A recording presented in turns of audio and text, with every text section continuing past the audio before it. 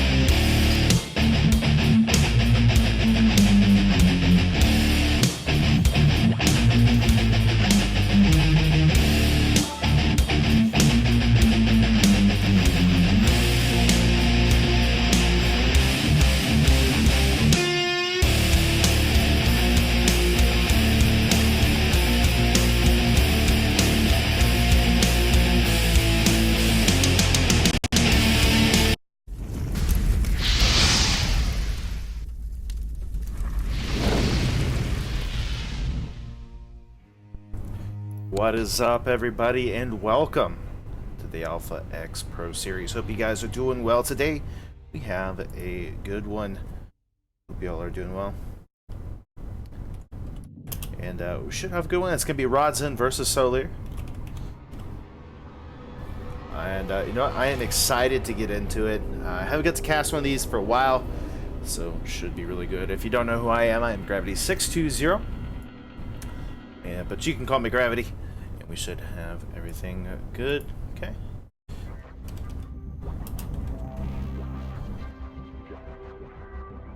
We're going to go ahead and jump right into the first game. It is going to be here on Disco Bloodbath to start things off with. So you know what? I'm always loving to see this map. It's going to be a ZVP fest tonight. Should be pretty good. I'm excited. SouLeer, definitely a really good player. Rodzyn, seen him in a lot of tournaments, doing fairly well, winning some of them as well, or at least going very deep. So I'm excited to see what these two are going to bring to the table today. And you know what? Won't have to wait very long, as we are going to go ahead and jump right in game number one. Like I said, this is going to be a best of 9 series, so hopefully we have a little bit of back and forth. We will find out for sure. So, as soon as I get loaded in here, there we go. All right, there we go. Cool. Without further ado, let's jump right into game number one here. Oh, I forgot to. I'll have to fix it on the next one. It's okay. It's okay, guys. We got it. We'll fix it here, guys, after this one, so I apologize. But in the bottom right, in the purple, playing as the Zerg player, give it up. It is SouLeer. Here we go. And in the top left, in the red, playing as the Protoss, give it up. It is Rodzyn. Alright, so see, always a good one, always a fun one to get to watch, to get to see how things end up playing in this. Now, how do these players want to go in? A best of 9 series, but definitely want to see some cheese. Want to see some good old, you know, maybe standard play, some long drawn-out games. But how will these players open up? So far, it does look like they are going to be playing pretty standard. Nothing too crazy. Just going to go into their standard, kind of expand first here for SouLeer into that spawning pool. But on the other side, we do have Rodzyn just going to go into a single gate, into expansion. Not doing anything cheesy. He's not going to go into, say, like an early cannon rush or something like that. Just going to play a standard. Now, the question's going to be, does Rodzyn want to go for the... I mean, does he want to go for the Stargate play? Or does he want to go maybe into like some kind of Blink Immortal timing, maybe some charge lots?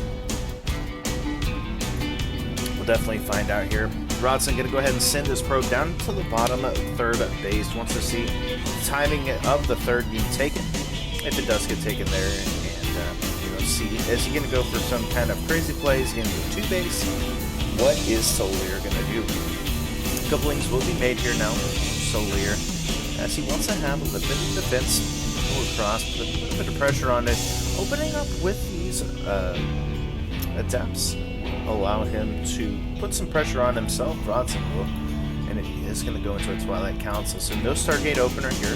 You're going to be able to open up in the Blink. Maybe even if you wanted to, you could go into, say, Glaive to Depths or something like that. So we'll see. Keep an eye on that. See what he decides to take away here. And for the time being, again, just going to send the Adept across the map and trying to put on a little bit of pressure. Keep SouLeer busy, maybe try to make a couple of mistakes. All of that while he does throw down a robotics facility. He'll be able to start getting all of those juicy units that he wants. And that's really going to start opening up the tech pack here for Rodzyn. Shades into the natural, but doesn't complete the shade. Wants to see, you know, is he droning up heavily? Is there a mass amount of leads? What is his opponent doing? And so far, Rodzyn playing very well. New and nice Carapace going to be finishing up here for SouLeer, so gonna have that Overlord speed, and on a map this big, you definitely want that. Oh, this could be huge. He's gonna go right into the main base here. We do have that Dark Shrine right there.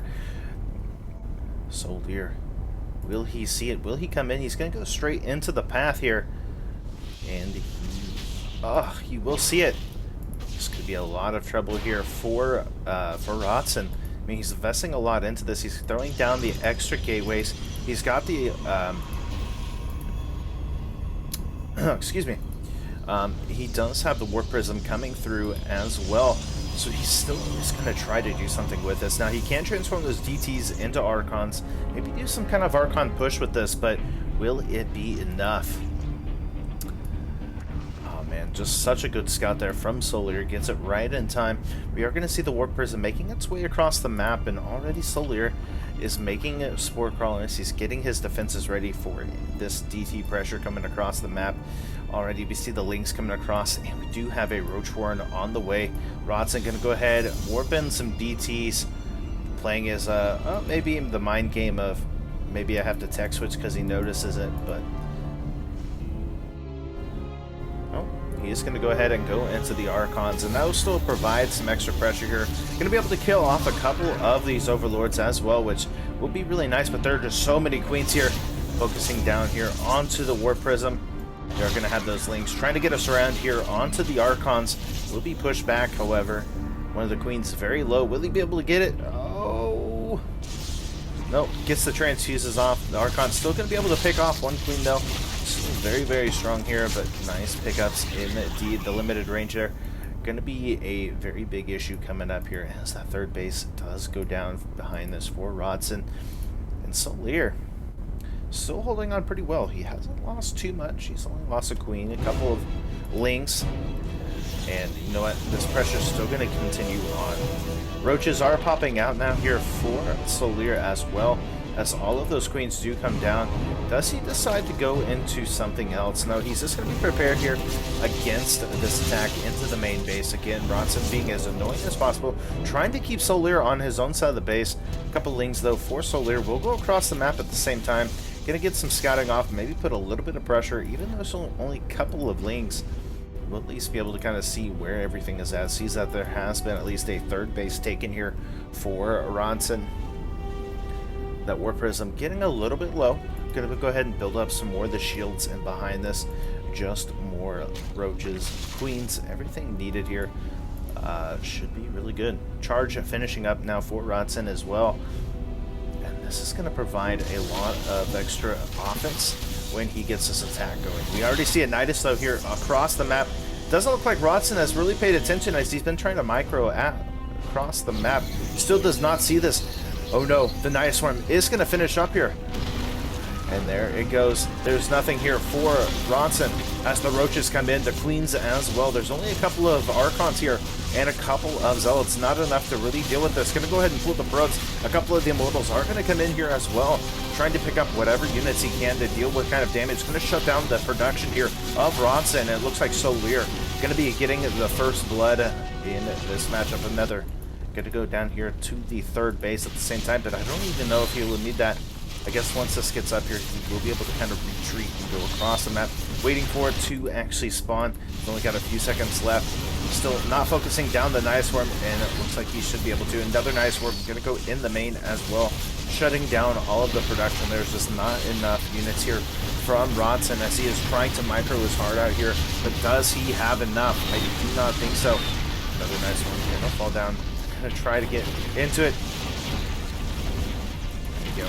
Going to go ahead down here to the third. There are some DTs here now, and there's no detection with this army, so he has a chance to at least eliminate a lot of this, but Rodzyn's still in a lot of trouble. The Queen's going to go ahead back into the Nidus Swarm. Or no, he's just going to sit back. Go ahead and throw all the way over here as well, and Rodzyn in a lot of trouble. Looks like he will eventually clean this up, however. Very good on there, but the damage has been done. All of the production almost here from Rodzyn has been taken out. He needs to rebuild the pylons. He needs to rebuild these gateways if he does want to stay in this. Now, his third base is still alive. He's still got, 36 probes, the 49 here of SouLeer, but SouLeer can just continue to do this. He can continue to ping-pong his way across the map and do what kind of damage he is. So Rodzyn needs to have some defense. He needs to have something going so that this does not happen again. I mean, all of his saturation isn't as natural, and you know, that's not going to be good enough here. Lower in-game music a tad? Okay.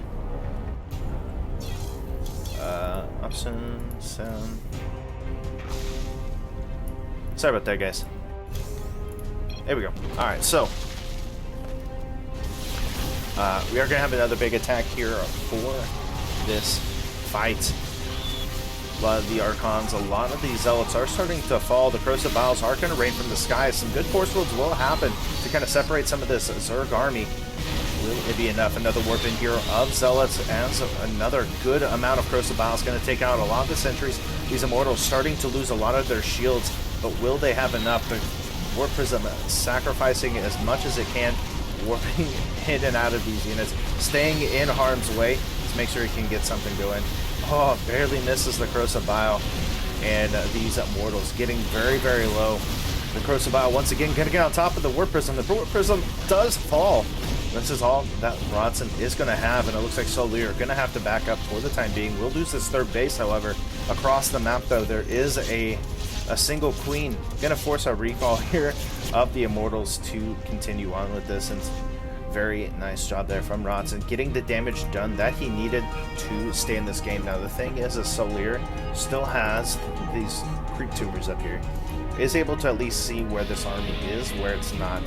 And that could present a very big issue, especially with the fact that SouLeer is going to be going for another Nidus Worm up here once he gets everything kind of settled and going through. Gonna go ahead and take another third base as well.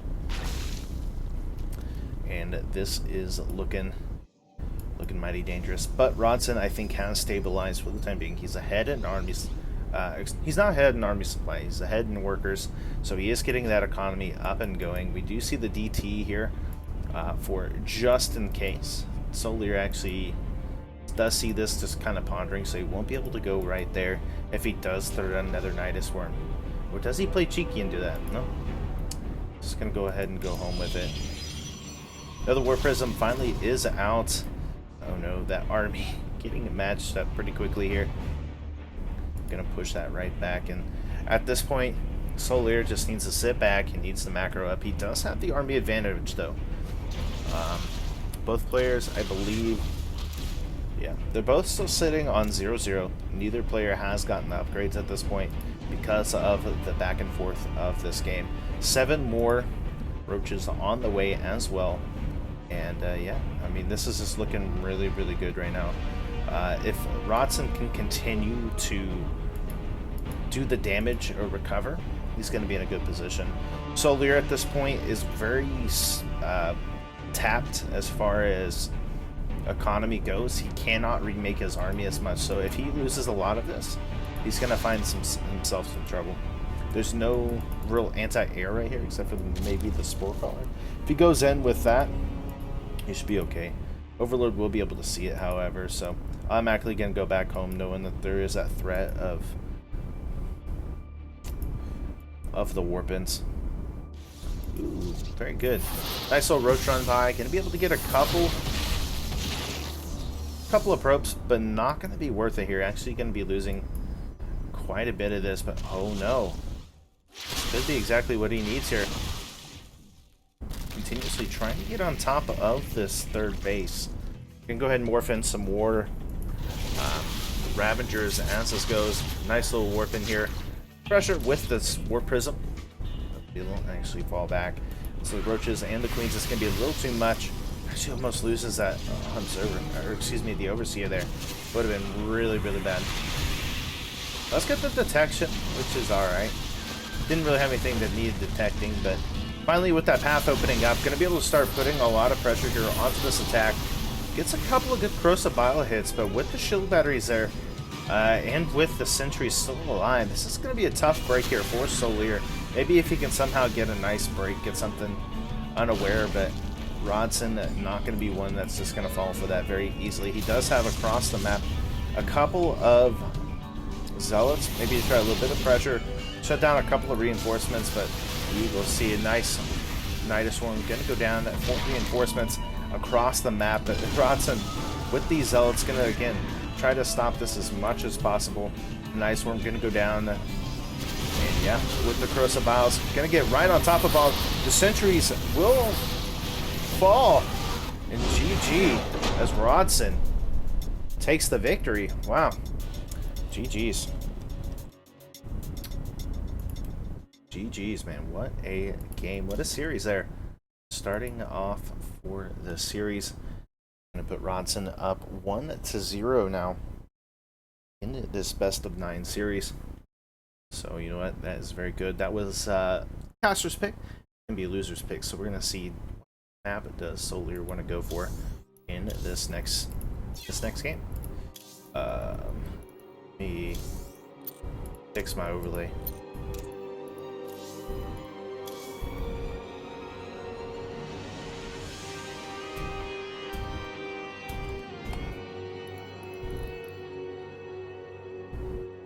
Okay, okay. I didn't realize that. I will go ahead and move that.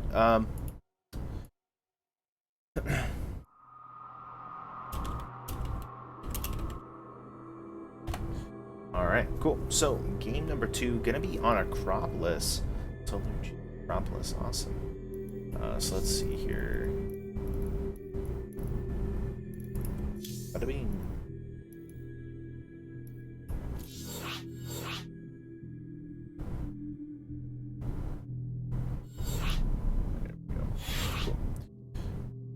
Alrighty, and as we are getting this set up, make sure you referee there.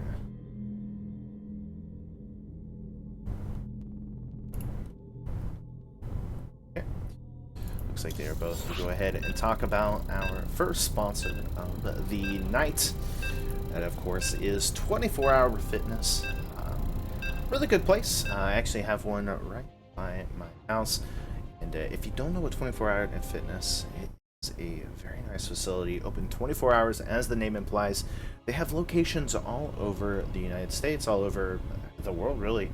436 locations, and you know, if you're someone like me, you work overnights and you have that time off overnight, sometimes the gyms are closed, but 24 Hour Fitness is there for those night owls and even the daytime people as well. It's a really good opportunity to get that exercise in and get your brain working for when you're playing StarCraft. You can be like these guys and do your best. Thank you so much for 24 Hour Fitness for providing for today's event. Wonderful people there. But without further ado, guys, let's go ahead and jump in to game number 2. There we go. And, go. Without further ado, guys, here in the top left-hand corner of the map, playing as the orange Zerg pieces from Wizard Esports. Give it up. It is SouLeer.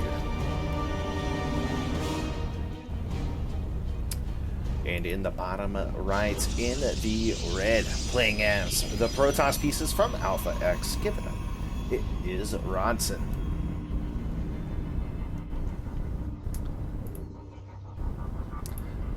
Right. So, Acropolis, a very good map.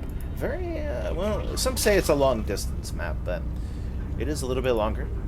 We do see where you have the opportunity to be a little bit more defensive and, you know, kind of block early game pressure. So a lot of times we do not see, unless it's like a cannon rush from Protoss or some kind of quick Ling play, you usually don't see too much cheese on this map. Now, SouLeer we've seen him use the Nidus one. We could see some Ling Nidus play. I would love to see that. Doesn't look like it so far, though. He is going to go into more of a standard kind of opening here, going into the hatch first, into pool.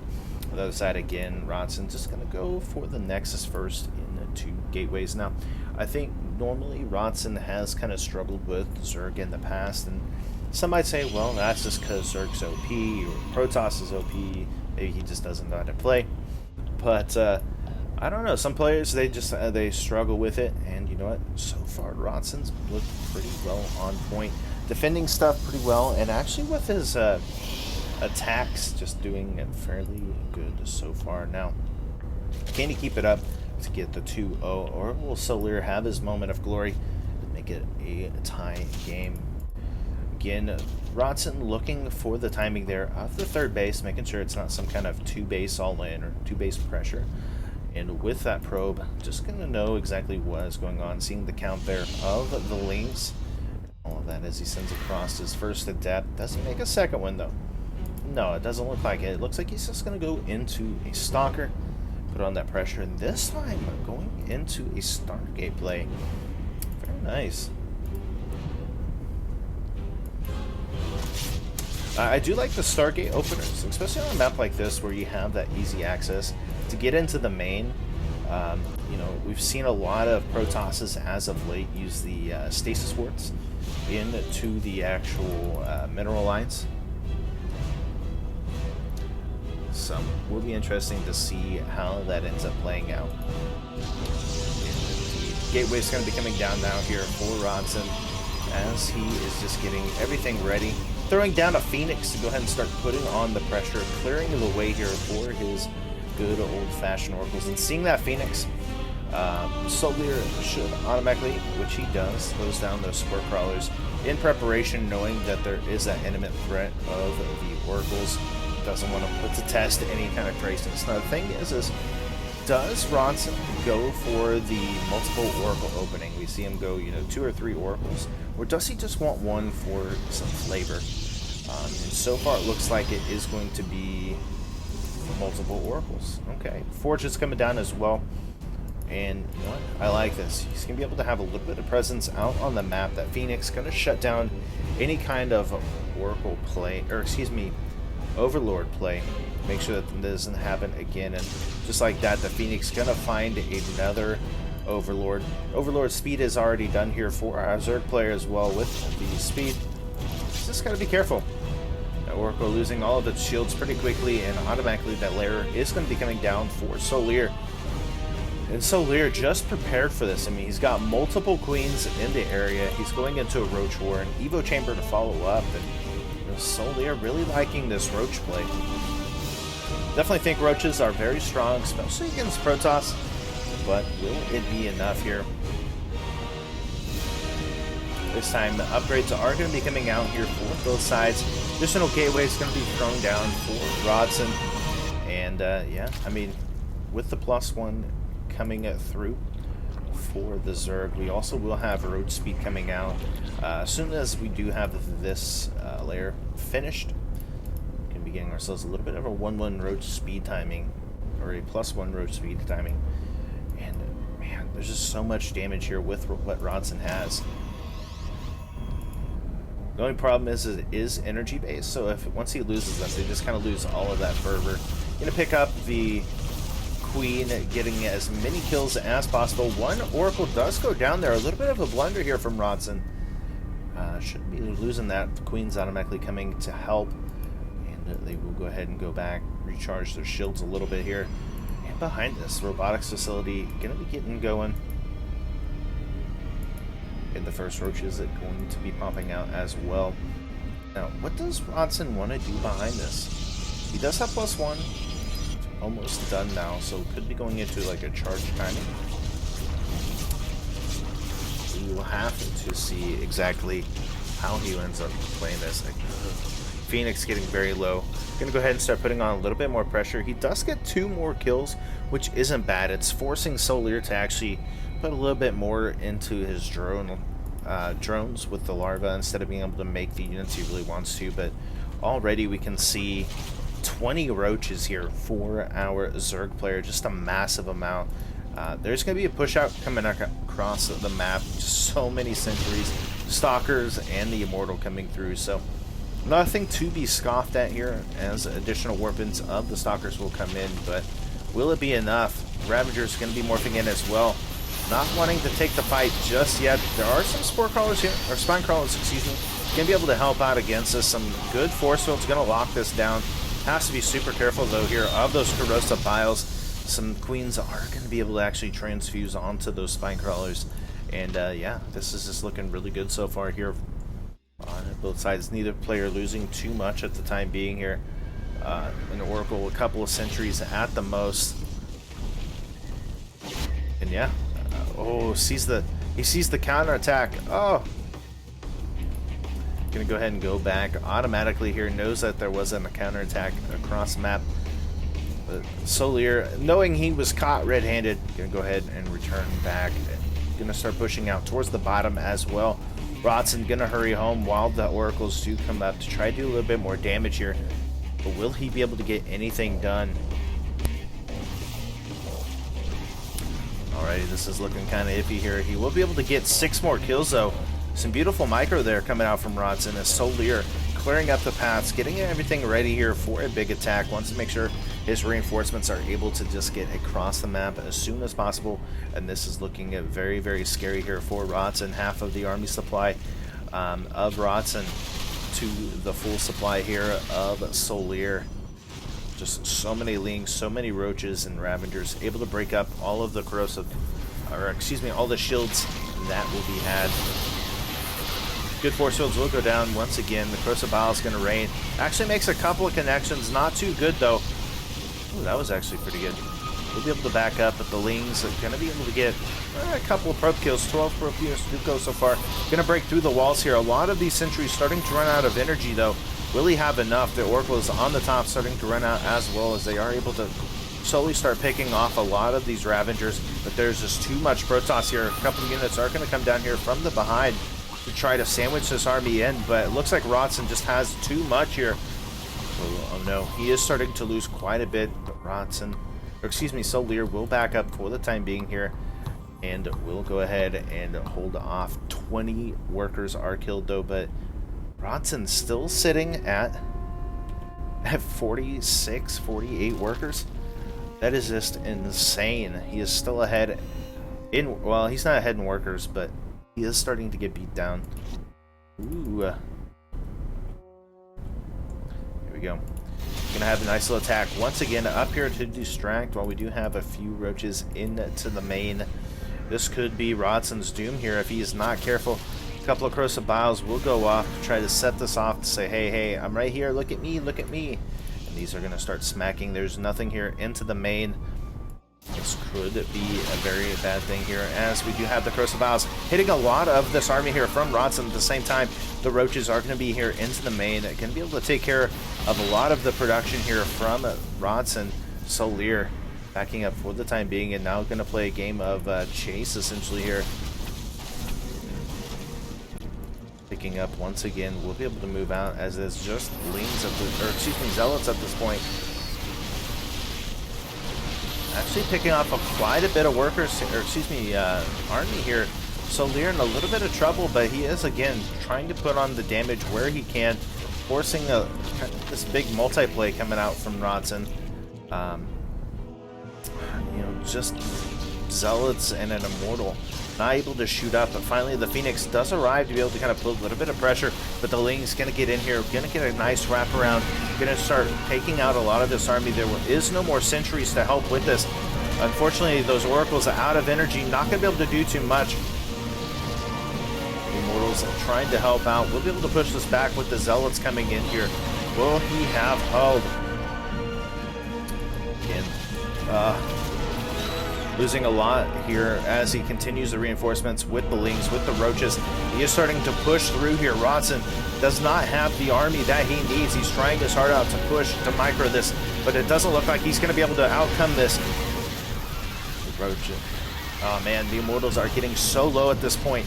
The Roaches are starting to fall though, as more energy is getting gathered here from these Oracles, able to take out a lot of it.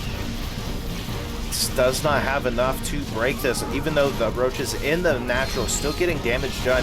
GG, and SouLeer gonna take game number 2 here in this best of 9 series. GG's. What a series so far that we have. So Rodzyn's choice will be next here. Man, looking very, very good.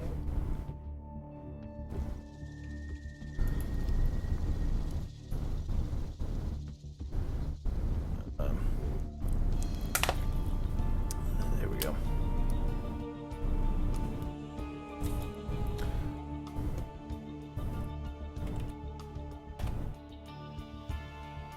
Alrighty, so we're gonna have just a short break here.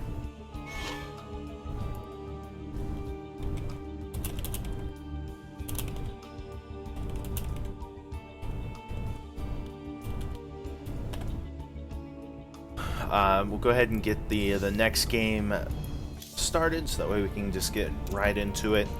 That does give us a couple of minutes here to talk about our next sponsor here for today's event.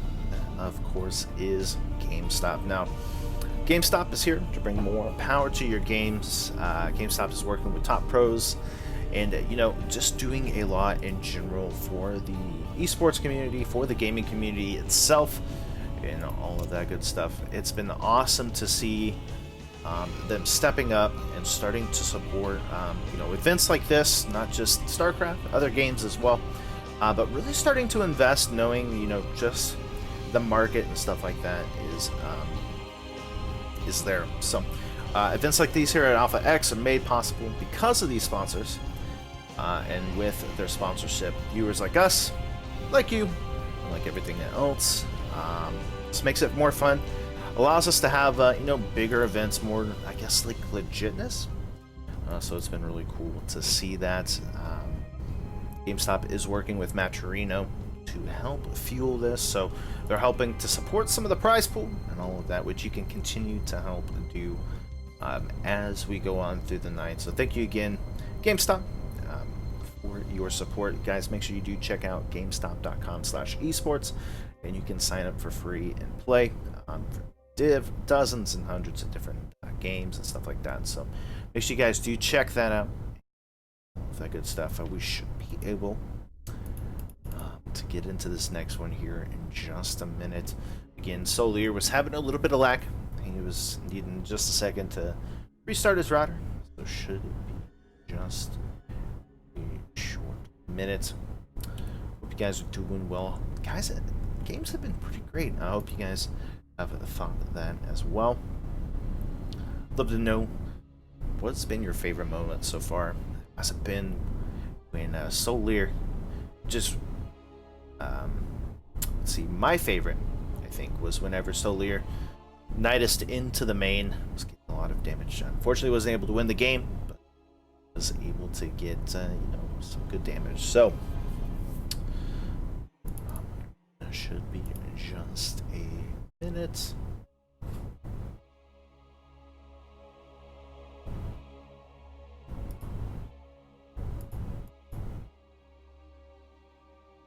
I hope the sound's a little bit better now, guys. Try to adjust it as best as I could. It's still a little crazy. Let me know.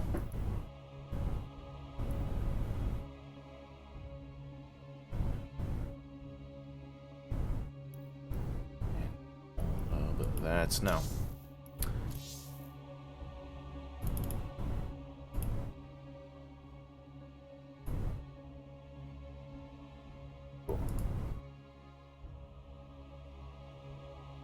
Looks like he is back.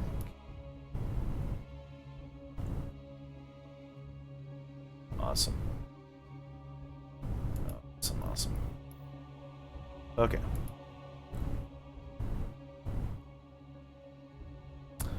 Cool. Alright, we are good to go. Thank you guys so much for putting up with me and waiting. It looks like we are ready, though. Hope you guys are excited as we get into game at number 3 here. So far tied up 1-1. And it is looking very, very nice so far. I hope it continues to be like this. You know, on a map like Thunderbird. Interesting. Maybe we'll see some cheese this time. We'll find out.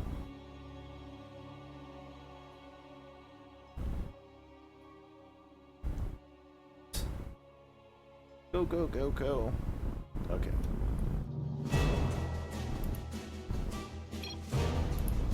There we go. Alright, guys, without further ado here.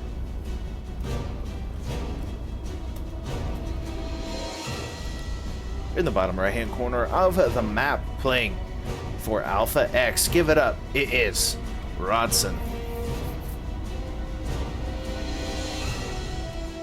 And in the top left, in the orange, playing as the Zerg pieces from Wizard Esports. Give it up. It is SouLeer.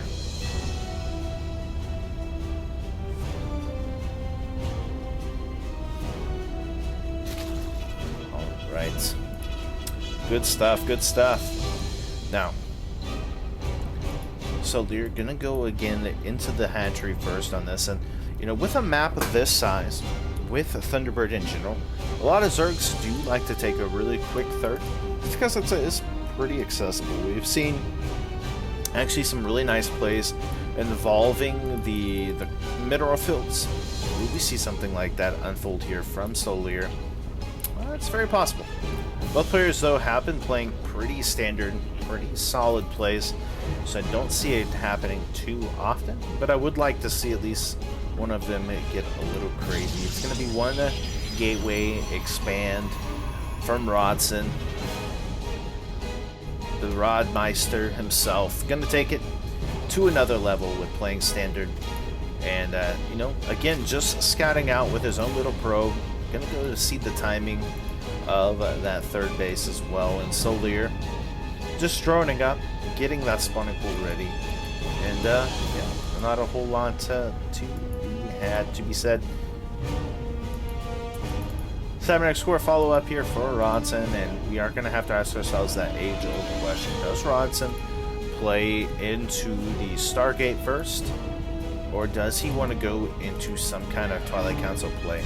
I definitely think that if he goes into a Twilight Council or something of the like, he's going to find himself a little bit better off. I think Twilight Council openings are just a little bit more better off, a little bit more stronger of an opening, especially against Zerg, than say like an Oracle opening with the Stargate. Now, if they don't scout it out, you can definitely get some damage done with it, but most of the time, especially someone like SouLeer, where he gets that Overlord speed, he's going to be in a pretty good position. Actually saves that probe with 2 HP. PogChamp.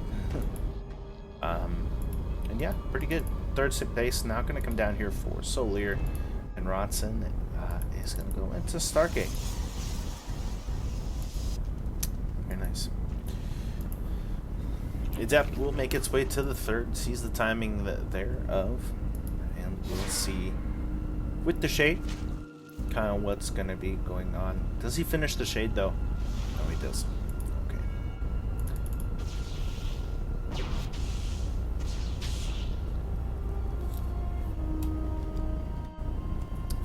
There we go.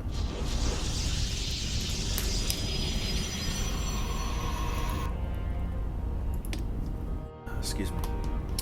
So, behind this, we do have, again, just droning up from SouLeer, looking to get up to probably about 50 workers or so. Thus, see that there is the Phoenix, knowing once again that it is going to be Oracle play coming out here from Rodzyn. It has, as such, started preparing, throwing down the Spore Crawlers, going to go into a layer behind this. And so far, he hasn't gone into a Roach Warren or anything like that. I do think that he will do something like that, but we will see exactly how that ends up playing out. Now, the first Oracle is going to be making its way across the map. Going to be looking to do some damage, but the Queen's already there in position, and we'll start pushing this back, and this is looking very, very interesting for him. He's going to go into the +1 upgrade for ships, so there is going to be that possibility of some damage being done. Like he's going to go into some kind of air army. But we'll see exactly how he wants to play it out.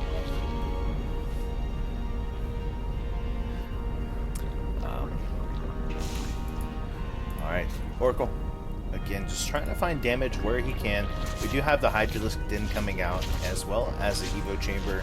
So he is going to be able to at least get some damage done.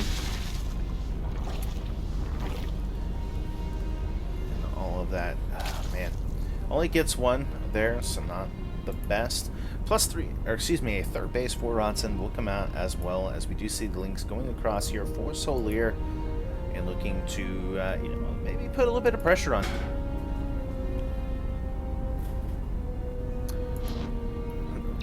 Ooh, are we going to see ourselves some Mass Phoenix play? Already he has quite a bit here. Going to go straight into the natural again. Getting some pretty good stasis wards onto the onto all of this army right here. Or, excuse me, the workers. So there we have it. Finally, Rodzyn going to come in here with the Phoenixes yet again, feeling pretty confident to start taking out some of the workers itself, all while trying to dodge as much as possible onto the Spore Crawlers. But SouLeer already prepared, throwing down more Spore Crawlers to deal with all of this. So not going to be too much. There are a couple Lings still at the front of the base here for SouLeer, but they're just sitting there. They're not doing anything. All the while, still trying to defend against the pressure here as more and more of these Phoenixes do make their way across. There's only a couple of Zealots and an Adept here. Going on there, 4th base now being taken here from SouLeer. And on the other side, the Adepts just getting as much damage as possible to take this back. Now, as this goes on, it does get a little scary for SouLeer, right? He's going to be able to start picking up a lot of these units, be able to pick up the Queens and all this and just deal so much. But already we see the transition into Hydras. We see the Mass Queen kind of style coming out. So I don't think it's going to do too much for longer. He's got +1 on the way. He's got that Engraved Spines kind of upgrade coming through. He's going to be able to have a lot longer, like a +1 range. And that's going to help him out to deal with this Mass Phoenix, but can he get enough to deal with it? Already, though, the carriers are coming. He's got that Fleet Beacon done, carrier about halfway done, and as this goes on, does that put SouLeer in a time window? Does that make him kind of fear for his life? So far, I'm doing pretty good, but just no air dominance whatsoever here for SouLeer. Every time he tries to send something out, it just gets automatically shot down here by Rodzyn.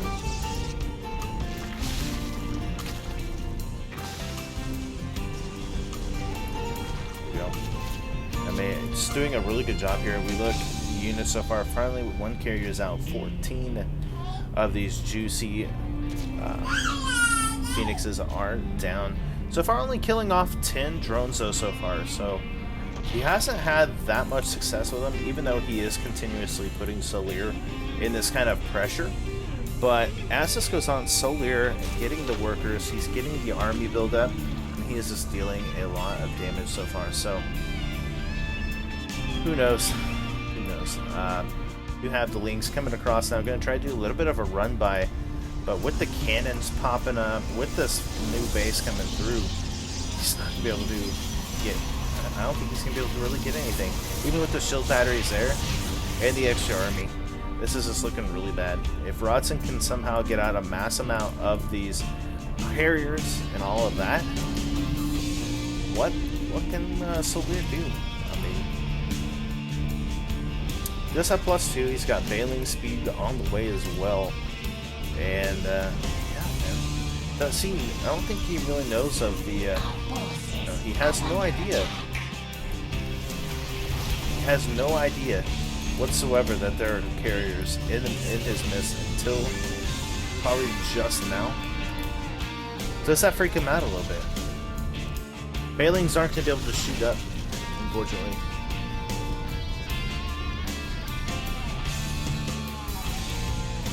So, again, the Phoenix is just going to be kind of sitting here for the time being, not going to be able to get too much done. Maybe be able to pick up a couple of these Hydras, but I don't know. I guess once he gets to a mass amount, he'll be okay. Making it 3 carriers at a time. He's got the plus, the weapons upgrade going to +2 right now. This is just looking very scary. A very scary army, but will it be enough here? It looks like finally SouLeer at max, ready to deal some damage. Does he have enough though? Sentries coming in here. Ooh. gotta be careful. Those Hydras are going to start taking out a lot of these Inceptors as he's just kind of throwing them away. The Bailings are going to roll in, going to make a couple of good connections here. Finally, a couple of these, and a couple of the Hydras will fall, picking out the Interceptors as much as possible. Shield batteries helping heal as much as possible. That's a nice pickup there. You're going to see SouLeer actually having to move back. The Phoenix is going to come in to start picking up a lot of these Houses. Does he have enough? It doesn't look like Rodzyn going to start pushing across the map here. The Carriers are going to be dealing a lot of damage. The Phoenix is still going to be picking everything up and crumbling everything to the ground. Now he does go ahead and sit back as he's getting 3 more Carriers to be exact. He's getting all those Interceptors to be ready for this. And still he has the shields ready for the sentries. The force fields, everything that he needs, but is it gonna be enough? Here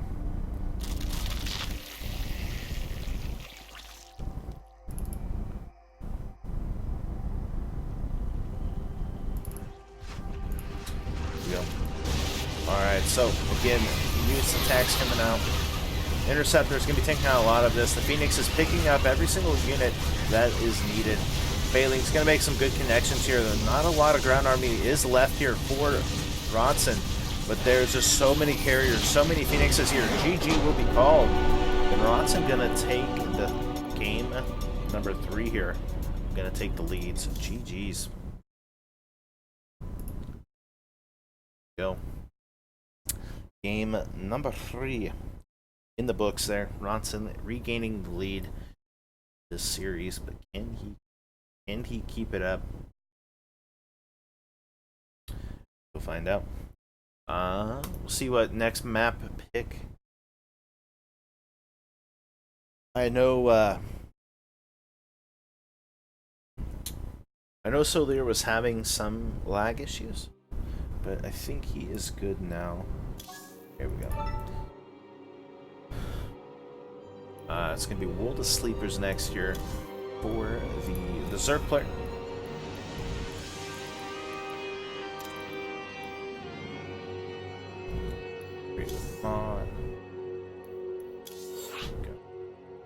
Alright, so World of Sleepers is going to be the next one, and I like this one for Zerg.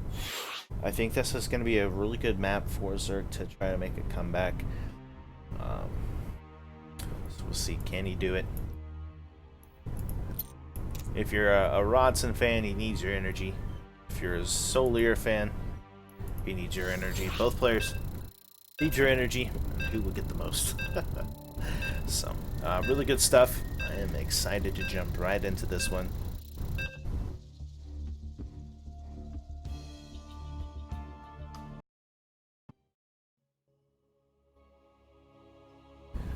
Right. Into it again. World of Sleepers, another map that we've seen a lot of Zerg play on, where they do the like minerals and stuff like that. To see if he can actually do that. But let's go ahead and jump into the game here. Game number 4 of SouLeer versus Rodzyn. Without further ado, in the top right hand corner of the map, playing as the purple Zerg from Wizard Esports. Give it up. It is SouLeer. And in the bottom left, in the red, playing as the Protoss pieces from Alpha X. Give it up. It is Rodzyn.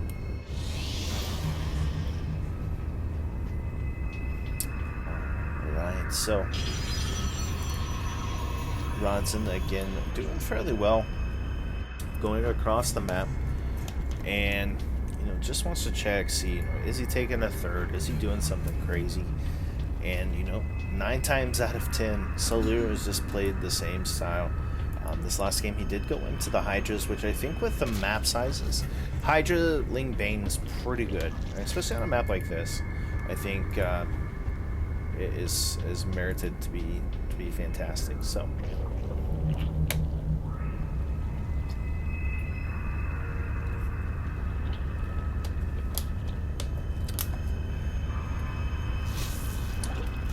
reveal.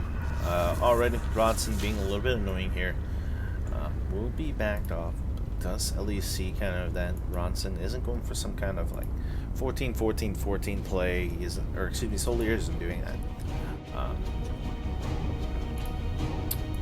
Cybernetic score follow up, and again, you know, we've seen some success from Rodzyn with this gateway style. Does he do it again?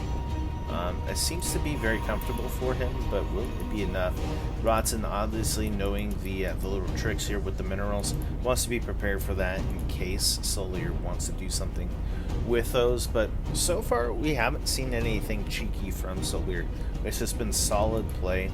I guess maybe you could consider the Night Storm a little cheeky, but it was so late in the game. I don't think it's too bad.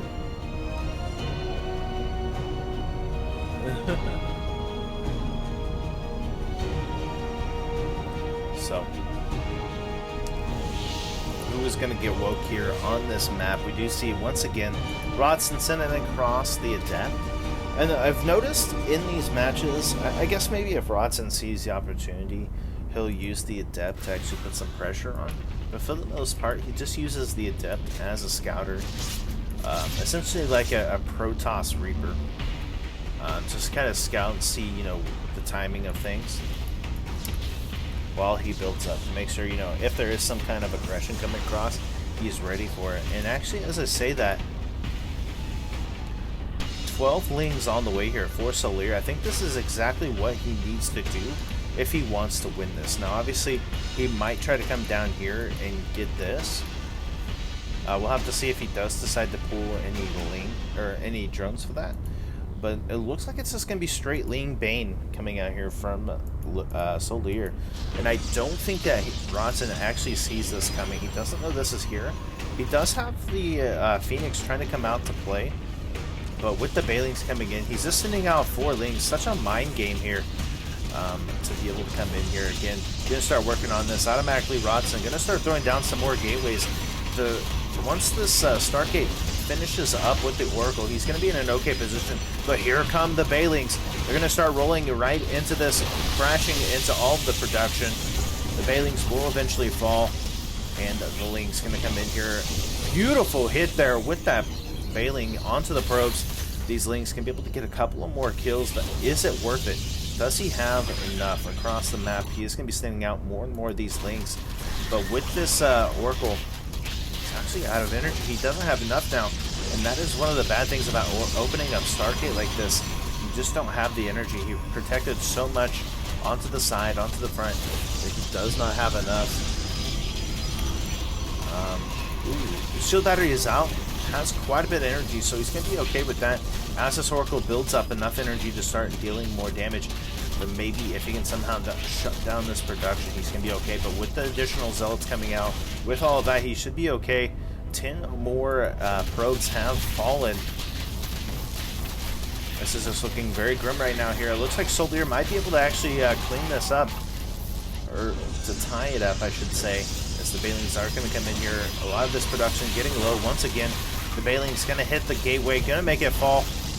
Again, the energy running out here of the Oracles. The second Oracle has joined the force, but it doesn't look like he's going to have enough to deal too much more longer. The probes being pulled as much as possible. 4 more probes do go down, and behind us, just Lings.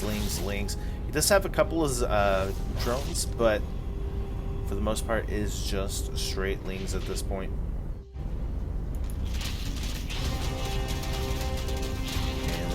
So far, Rodzyn holding strong. He's ahead in workers. He's ahead in army supply. I think he has done it after all of that pressure, all of the loss. Has he been able to hold on? At third base has been started, or at least finished here for our Zerg. So he's still getting all of it. The production isn't really there, but at this point, I think he has done it. I think he has held on. SouLeer going to have to back up, and now, what does that leave him in?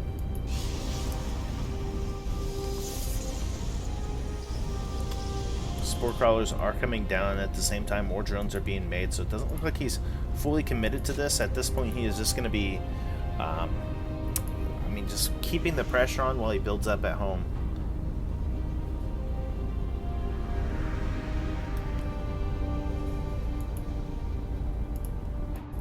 with 4 oracles out and that phoenix, can be kind of tough. I guess a good thing right now too is Rodzyn is actually kind of blocked in his own base at this point. Queens are out, so should be more than okay to kind of protect against this. But with the phoenix pickup, gonna make it really tough. Just so much energy, able to take out the spine crawlers. Queen finally is down, trying to focus on the wrong thing, will fall as well. And there's just so much damage being done here. Won't have enough energy for more than what it's doing, so that's going to be good. I mean, he's still going to have his workers and stuff like that.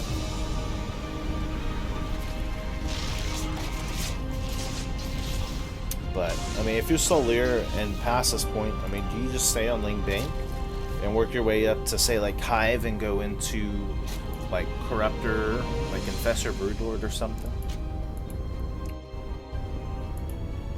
Lings are doing pretty good though. They're keeping Rodzyn on 2 bases, so that's giving him an opportunity to kind of come back. He's got the worker lead, and SouLeer going to go into, looks like another layer. Or no, just the layer itself, so he's just now going to start teching up. He's got 16 more links. He's got Roach Warren on the way as well. But there's just so many oracles at this point. He's got charge slots on the way as well as Templar Archives, and he's got a Warp Prism coming out. Just, the laser beams pew and everything to death. You hate to see that. And yeah, I mean, he's clearing up this down here, which I guess, you know, could be useful. Losing 7 workers. He's still somehow ahead in workers. That is insane.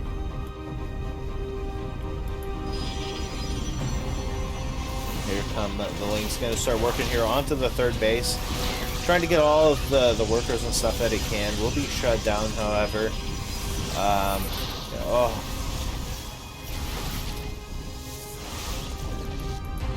Kind of unfortunate there. Looks like SouLeer just in a lot of trouble at this point. Unfortunately, his tactics did not work out. He is going to make quite a few bailings, however. And I think once he gets some probes transferred here, he might try to go in for some kind of bailing bust onto that. And at the same time, we do see these links going across the map, kind of in a circle. Rodzyn sniffing this out, trying to figure out where everything is at. We do see finally the Archons going across as well. And these bailings going to start rolling on the river.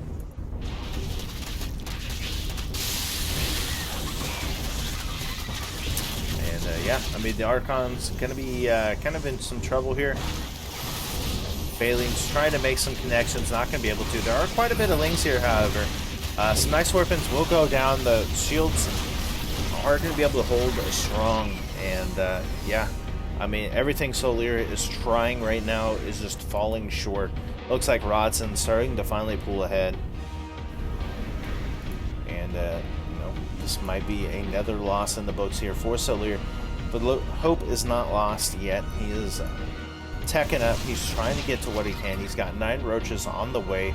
Going to go back to what he is known for. Going to throw down the Nidus Worm. He's got the queens. He's got the roaches. He's got everything that he needs.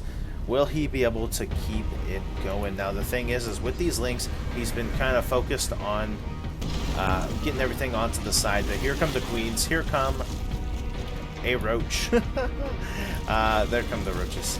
They got a little delayed. And here we have it. Does he have enough to actually break this, though? I don't know if he does. The links are going to go around to try to deal with this in multiple areas. But there's already so many links, or excuse me, zealots and stuff in this. And you know what? I don't know. Rodzyn is starting to fall in supply. He is supply blocked, so he's not going to be able to really warp in too much here.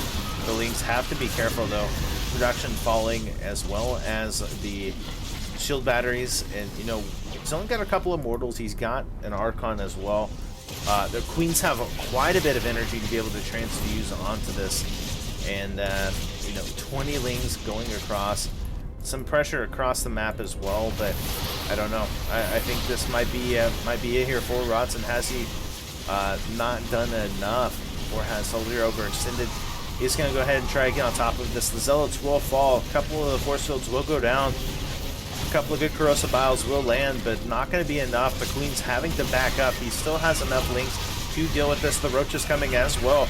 The Oracles are running a little bit out of energy, but we'll be able to push this back, and we'll once again hold on to this. SouLeer struggling very hard right now to get the damage done that he needs. He's going to throw down a Baling Nest, another Baling Nest on top of this.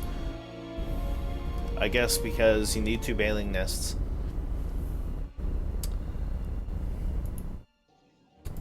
For the time being, the smoke has cleared, but the impending doom is coming as Rodzyn is going to go ahead and send some zealots across the map. We do have Balings on the way. We've got a 4th base finally being taken here from SouLeer, as he's just trying to push out what he can. He's got +2 on the way. He's got 10 roaches. We have a storm almost about halfway done here now for our Protoss player, as he's taking his own 4th base.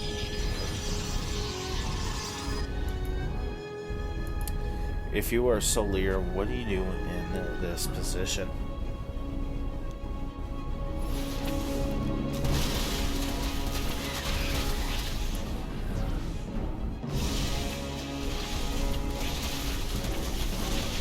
You'll be able to pick up these zealots pretty easily, but more zealots coming across the map. The main force coming up here. SouLeer doesn't have really the army to split at this point, so he's going to find himself in a pretty scary position here. The Balings are going to go ahead and fall, getting some good connections. Storm's done. Going to be able to take out a lot of these queens, and that's going to give the tip off here to SouLeer that Storm is done, that he has more to fear. There's just so many High Templar storms for days at this point. Getting some really nice force fields off again. A couple of Crucibles will go off, making a little bit of landing, but not going to be enough, as more Balings, more Lings and stuff are going to be coming out. This 4th base is going to be taking down as well. Looks like he was able to clear up the bottom, but this main force with the Archons, with the High Templar, has just been giving him trouble. Does he have enough to actually deal with this? Nice lean counterattack. We'll be going across. He doesn't have a whole lot here. There's only a couple of High Templar, but it looks like he's going to back up for the time being. Maybe to do a little bit of a sandwich move. The Baling's going to roll in here. Link's coming in from behind, trying to get a nice smash.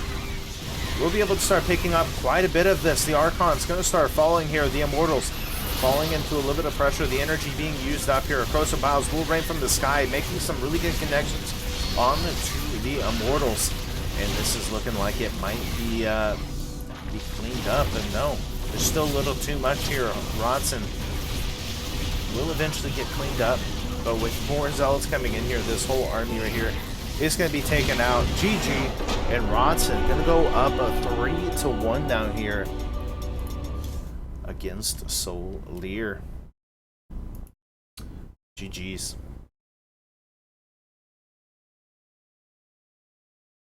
Go. GG's, man. Now gonna be, what is that? 3-1, 4-1.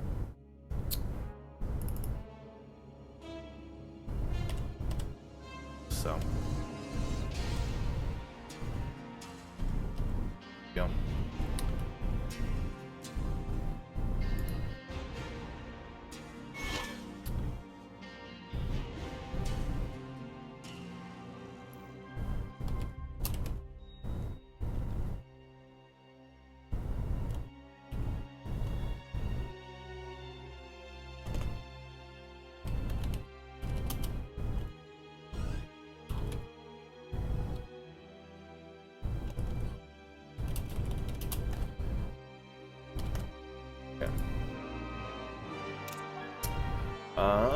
And we'll go ahead into the next one here. Going to be on Triton.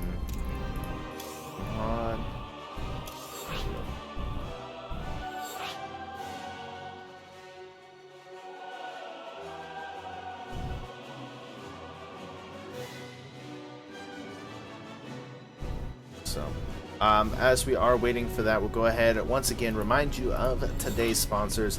That's right, it is 24-Hour Fitness. You've heard us, if you've obviously heard us mention it once or twice. basically anytime we sponsored one of our events, which is really awesome. That they are one of our continued partners in all of this. Oh, yeah, here we go. But they have studio classes, they have things in there. You can actually swim, do different things like that. Strength, cardio, yoga classes, cycling, pool, Pilates classes. They even have dance and martial arts classes. I actually have a friend that is a like Zumba instructor that they do there. So many opportunities, especially if you're wanting to get in fit shape. You know, you're like me, you're a little bit bigger. You're like, what? I want to impress the ladies.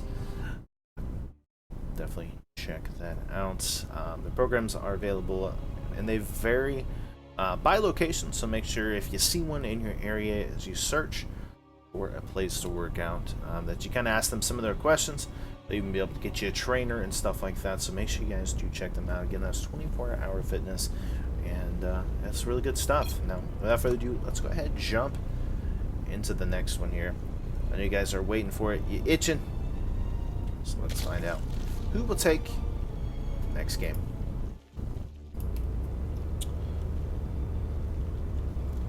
There we go. I believe it's 4-1, right, guys? If I'm wrong, correct me, I'll fix it. But in the top left, in the purple, playing as the Zerg pieces from Wizard Esports. Give it up. It is SouLeer. And in the bottom right, in the red, from Alpha X, give it up. It is Rodzyn playing Protoss. Alrighty, so as we do get into this one, guys, I do want to take a moment just to kind of make sure, if you guys hadn't already known, of a Matcherino.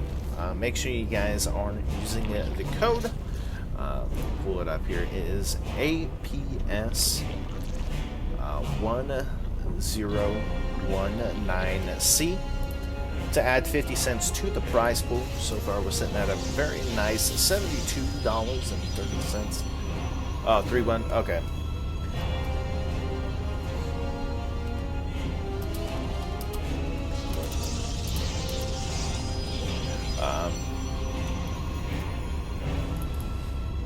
There we go.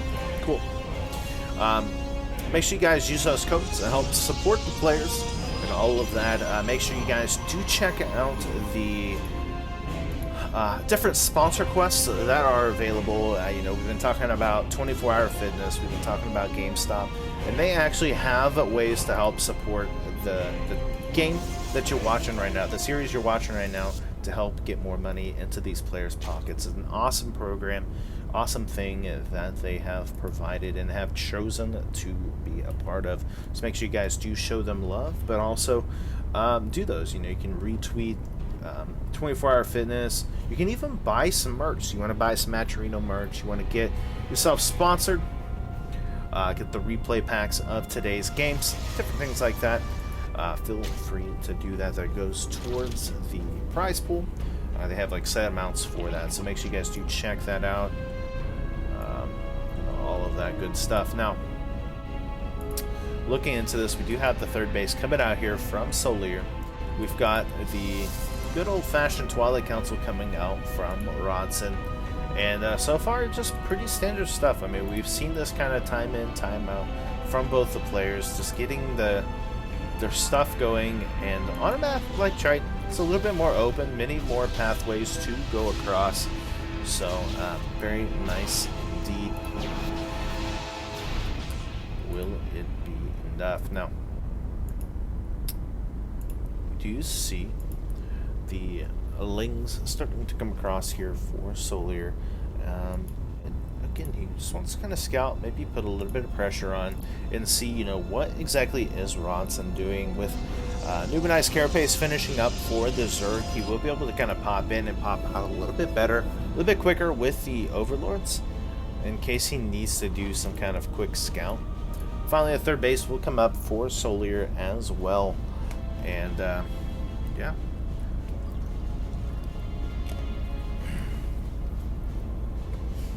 Looking good.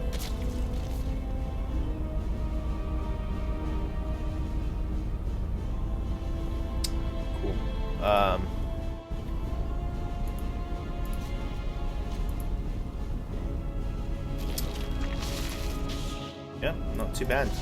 Does actually get in. Does he see this? Okay. He does. The DT Shrine. This is a repeat of Game 1 here. Should be more than prepared for this as he does scout the DT Shrine. Automatically throwing down the Spore Crawlers. He's got Queens in every position ready for the attack. Obviously, Overlords everywhere. Lings everywhere as well. Wanting to make sure that he is ready. A couple of the Archons going to be coming out as well. Straight into Roaches and the +1 available. Just wants to be definitely prepared for this. So we'll see. Can he continue it up? Can he keep it going? And yeah, I mean, this is looking really good. He's going to be able to get a little bit of damage done, but there's so many Queens here, he might not be able to get too much more out of this. He will have to go across the map. Again, third base is going to be coming down for Rodzyn behind this pressure. And SouLeer just has stuff everywhere. Make sure there's no sneaky going on.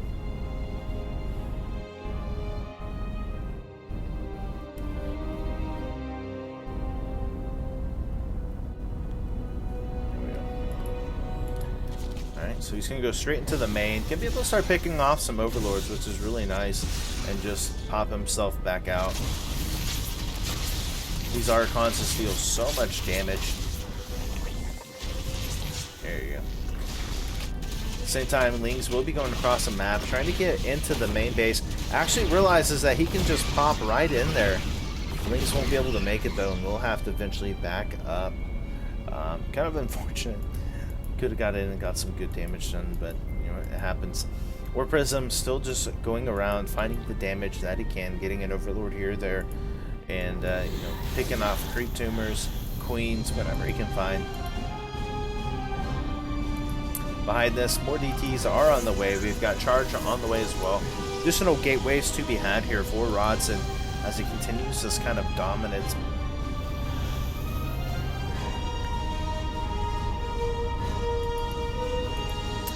Ooh, SouLeer gonna go for the Ling drop here. We've seen this kind of pulled out, but with the Roaches, I think he should be pretty good with that as well. They come in here with a bunch of Lings. There's nothing at home to protect against this. There is an additional pylon, but that's about it. There's a nice attack coming across the map though here. Rodzyn could be in a pretty good position to fight against this. The Roaches and the Ravagers trying to spread out to find themselves in a good position to take onto this army. The Corrosive Biles will rain from the sky, not making any connections. Going to get a nice surround onto this army though, but Rodzyn will be able to get out. The Link's going to come in and get a little bit more damage done. The shield batteries, or excuse me, the force field's going to be pretty good. The Corrosive Biles will land on a lot of this army, making it very low. Rodzyn trying to micro as best as he can, at the same time dealing with this pressure at home. Does eventually clean up the Lings and will back up for the time being here. Rodzyn though a little low on his army as SouLeer has a +1. He's getting more Bailings, he's getting more Roaches, more Lings. Going up to a hive here shortly as he has that infestation pit coming through. He's got the fourth base coming as well. This could be very dangerous here for our Protoss player. Alright, so Immortals and the Sentry's going to be coming up to the top to try to put a little bit of pressure. The Lings and Roaches are going to be in position to help deal against this pressure from Rodzyn. Rodzyn doing some good, nice work with the War Prism. Eventually does get cleaned up and will get pushed back here. But, ooh, actually denies the warp in there. Very nice. Ooh, gets one of the Archons. The War Prism.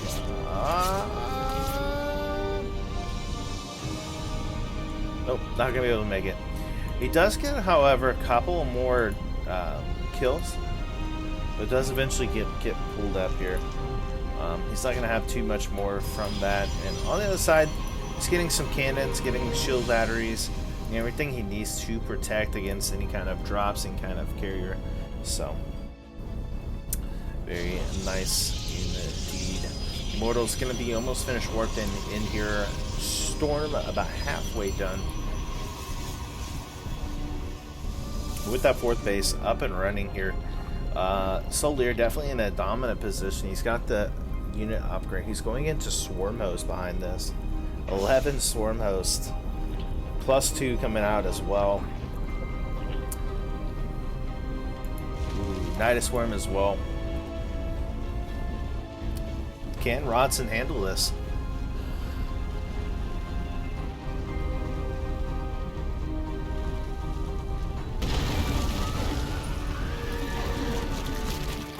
Another nice Swarm here at the top to kind of go back and forth on this point. And yeah, I mean, here come the Swarm Host Locusts. Automatic response here from Rodzyn. Same time, they will be coming out here on the other side. Rodzyn, though, not falling for it as he is going to be able to scout it. We'll take it out. Another one coming up here at the top. And at this point, SouLeer just wants to deal whatever damage he can. But Rodzyn able to just hold everything off.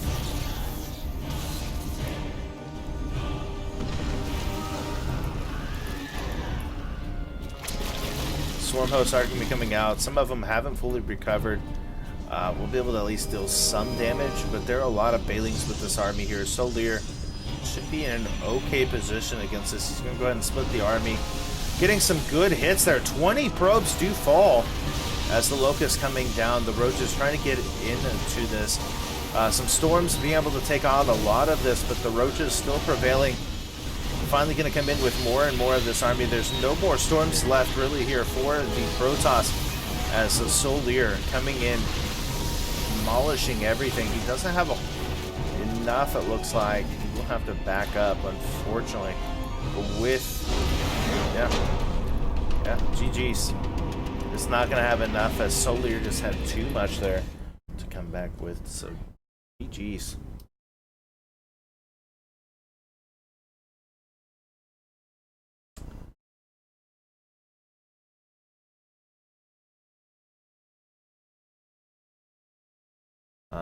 Really good stuff there. Really good stuff. So we'll see here exactly what I guess Rodzyn will want to go into next, I believe.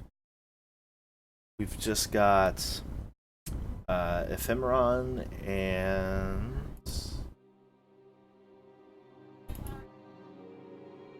Winter's Gate. Okay.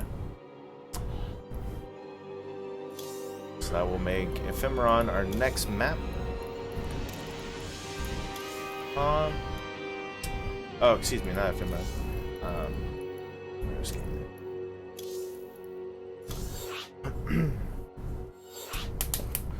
So if Rodzyn finishes this, it would be Ephemeron, and then from there, yeah, he needs to win this one and the other one if he doesn't reset. So.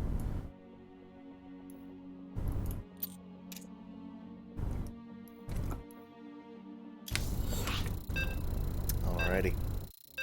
I dropped my lid.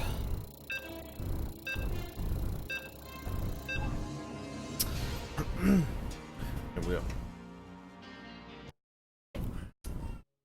Alright. Man, this has been good.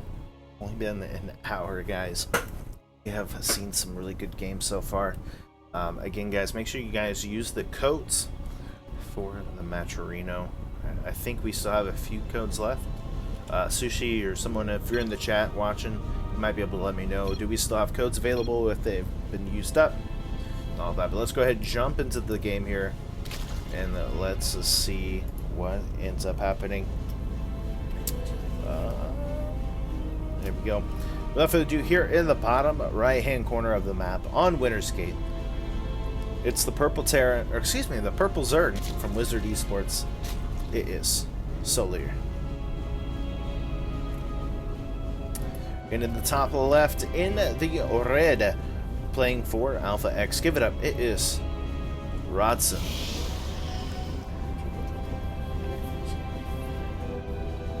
Okay, cool. Some codes are still available. Okay. Alrighty, so as we do get into this,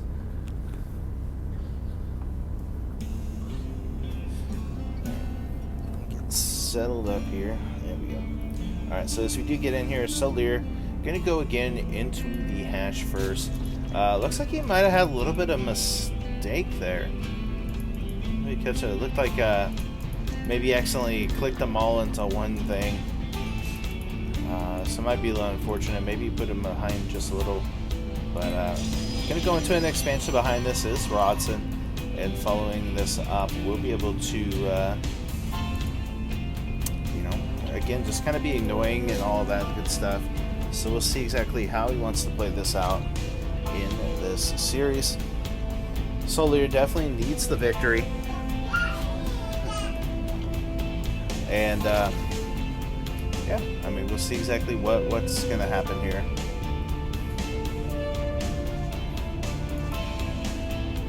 Trying to see the third base there if it is going to come out. We'll be able to see it there in time behind this.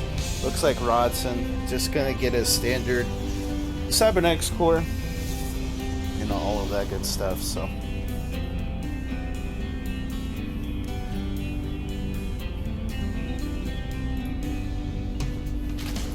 Lings are on the way here for SouLeer, and behind this it is going to be a Stargate play coming out here from our Protoss.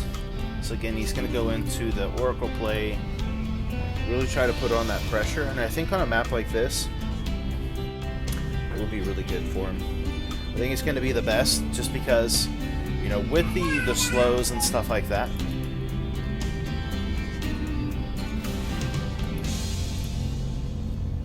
The third hatch is coming up.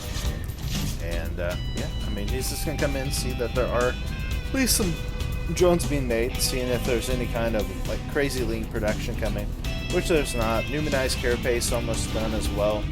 So is lean speed.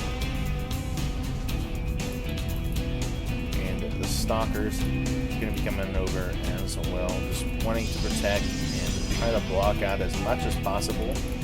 So we'll see here. Finally, we do have the Oracle getting ready to pop out, and the first Overlord here for SouLeer going to try to make its way in there, and yeah, this is just looking really good right now. Gets actually a nice block from SouLeer, so we'll see if he can continue to do that on.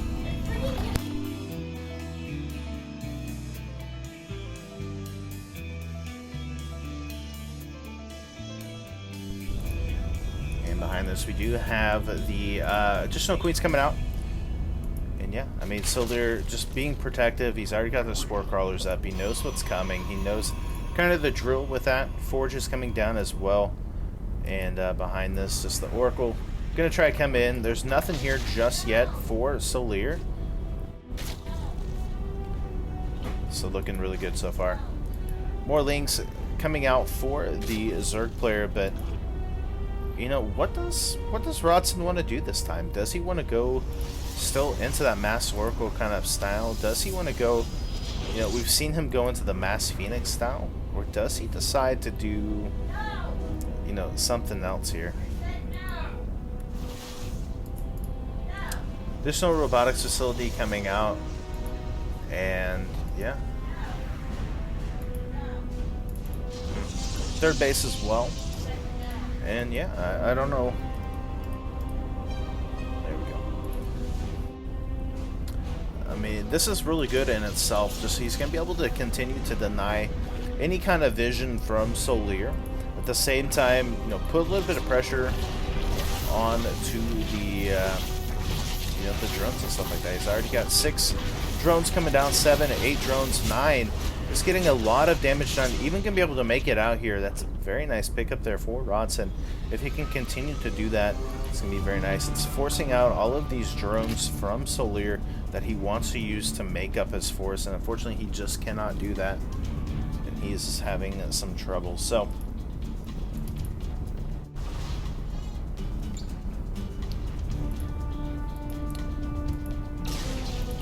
additional gateways going to be coming down. We do see +1 being researched as well, so we should be seeing charge coming through. No charge just yet, just the +1. But he's going to go into quite a bit of sentries. He's got the Immortals. He's got a pretty good force being built up. So it should be good altogether. Roaches are going to be the tech here, though, for SouLeer. And we've actually seen SouLeer kind of, you know, he mainly goes for these roaches, but we've seen him go into like hydras and stuff like that. And I wonder, on a map like this where there's so many different pathways that you can take, if maybe something like a Ling Bang Hydra would be good. Obviously because of the slows it makes it a little bit harder, but you want to have a little bit more of a very quick based kind of style, I would think. But I guess also with the pressure, like how many choke points and stuff there is, Ling Bang Hydra may not be the best. They can just force field that off all day if they're Protoss. So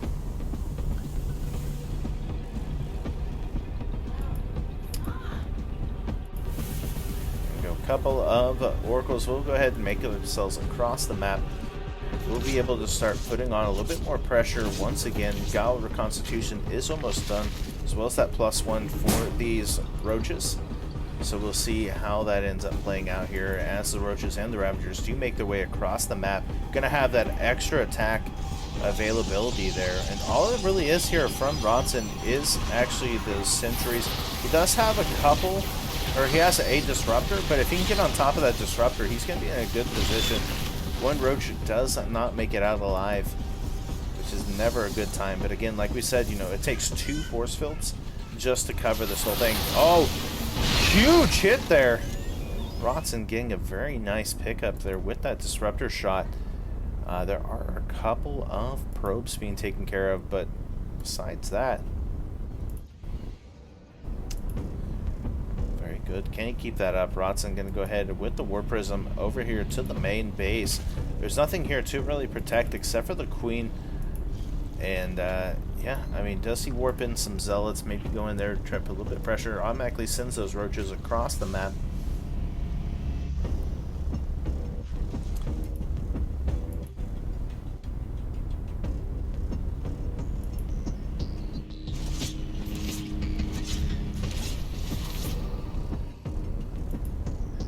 Have it. Rodzyn gonna be able to just kind of sit back. He has the vision now, so if he needs to see where this is at, he's gonna be fine. He's got Blink on the way. He's got +2 coming through as well. He's still going across and trying to put pressure where he can, but he's not really getting it much done. And we see actually SouLeer going into the infestation pit, probably gonna go into some kind of swarm host, even maybe some infestor type play. Blink is now done as he's in this mass stalker kind of play, and even with the disruptors, find himself in a really good position here if he lands some good disruptor shots. Oh, Crucifile's gonna land on top of those disruptors. One of them almost dead, in fact, as you know, he's trying to find some kind of way onto this 4th base.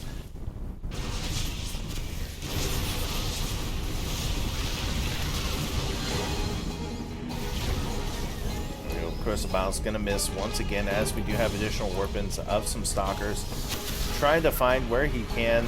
Oh, takes out one of the sentries. And SouLeer actually doing this good job of trying to clear off these other bases. Make sure that, you know what, Rodzyn cannot expand behind this. And indeed, he's not able to. We do see SouLeer actually going across the map now. And Roach is having a burrow at this point. I don't know how much that's going to help him at this point, but I guess maybe to help heal, but he does have the vision, so not going to be able to get too much done there. And Rodzyn just going to go back home. Overlords, or excuse me, the Oracle's going to just keep a tag on this army. It wants to make sure that if there is anything going on with it, he's going to be able to see it. They try to burrow, try to do something sneaky, he's going to see it right away.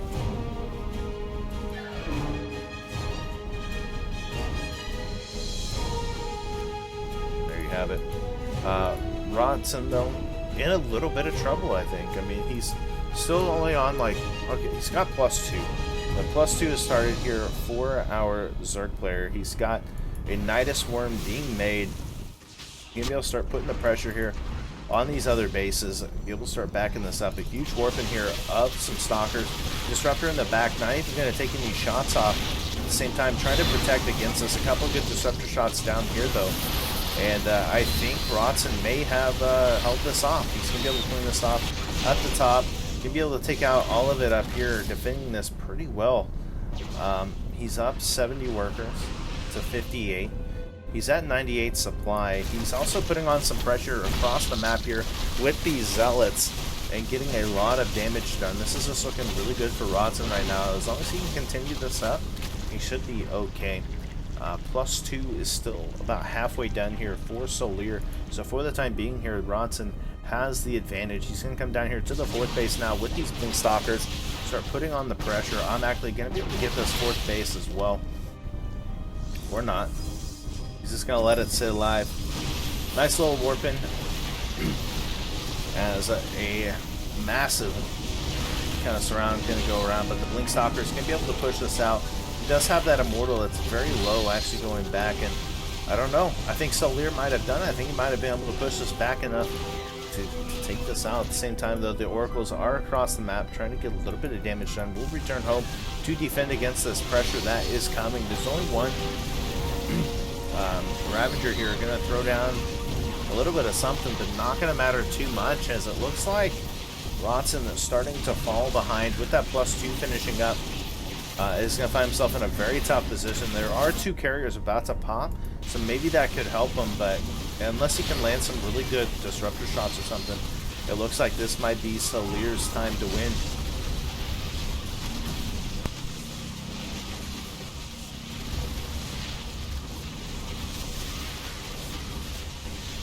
Yeah. I mean, there's not a whole lot of anti-air here for SouLeer, so I mean, eventually these carriers will be able to take things out, but already, there's so much damage being done. 16 probes have fallen. Rodzyn starting to fall behind, and I mean, it looks like he will eventually be able to kind of clean this out, but I don't know if it's going to be able to be enough. 23 more probes will fall.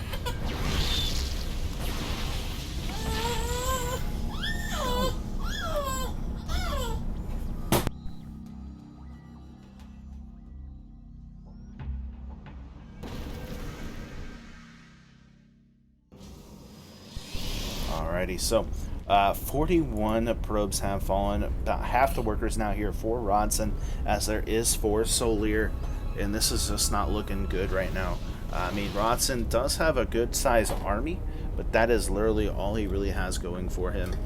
But there's just so many roaches that are with this army. He does finally have the carriers coming through for him, but with the spire coming down, with that finishing up, it's going to provide a little bit more extra help here for SouLeer.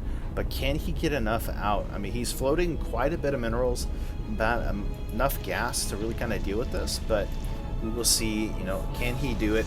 Can he end up doing something here? So, SouLeer starting to come up, but again, with the creep spread coming through, with all of that going, and as said, does he have enough for this? Will he be able to overcome?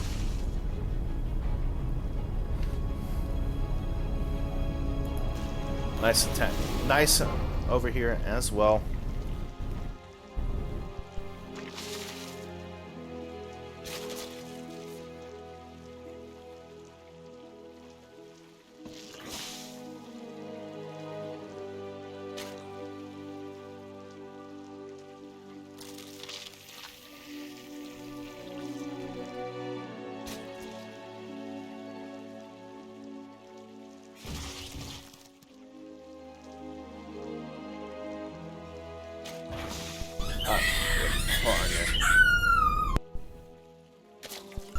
Alright, so we do finally have Corruptors out here now for our Zerg player.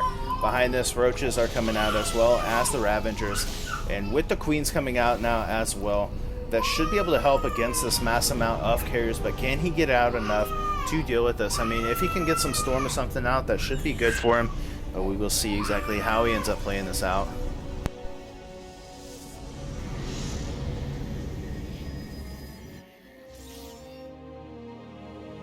Does have quite a bit of corruptors though, so he should be okay as long as he doesn't get too much of it stuck here into the stasis ward. He should be okay. There's not a whole lot of carriers here for Rodzyn. We're gonna get right on top of this. Roach is gonna get a nice circle. Corrosive Bowels will go down, could get on top of all of this here. Actually gets a lot of this cleaned up, and it looks like all of those carriers are gonna start falling down. This could be the GG that we need here, as there is some Void Rays, but they're just gonna be cleaned up. And what happened to all of those carriers?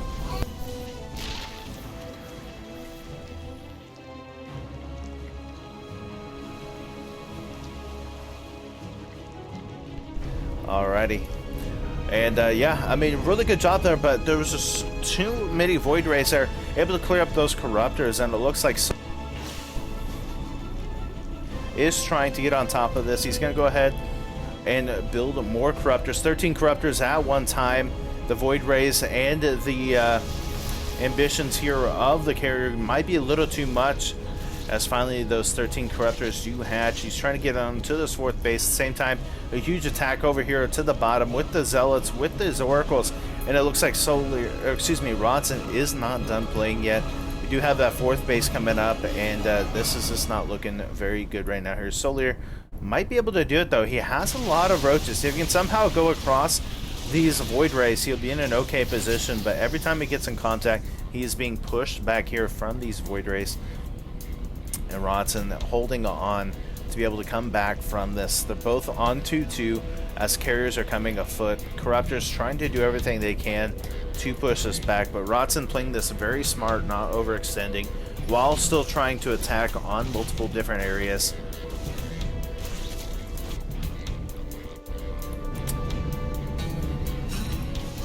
And still getting some damage done. Finally, the Roaches are going to be able to take that. At the same time, there is a nice little Roach attack coming up here to the top right for SouLeer. Able to take out at least 13 probes, which is really, really nice. And Rodzyn going to be sat back. He's running out of minerals. He's running out of things. If we look at the banks here, obviously SouLeer a little bit more mineral down, even though both of these players are pushing themselves to the limit at this point. Does he have enough, though, to actually kind of deal with this? The Roaches are going to go across once again underneath the ground. And does he have enough to deal with this? The Oracles are there, but I don't think he sees us. Yeah, he should be able to get that base. And SouLeer just pulling Rodzyn apart at this point. But can he... I mean, he just can't fully embrace against this army.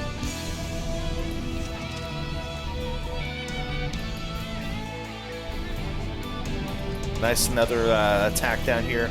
Getting a couple of more units. I don't think he's going to have enough altogether.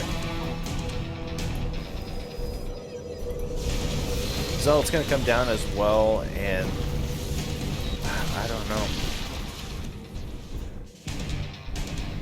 Rodzyn definitely in worry here, but it just has so much air army at this point. It shouldn't matter exactly. I don't know. I almost feel like he could just go across and attack, but he's playing this very patiently, trying to build up his workers, trying to get more money to help support this. He does have that Work Prism still, trying to maybe go across and deal a little bit of pressure, but I mean, there's really not a whole lot he can do. And the creep spread at this point is starting to get into his opponent's base.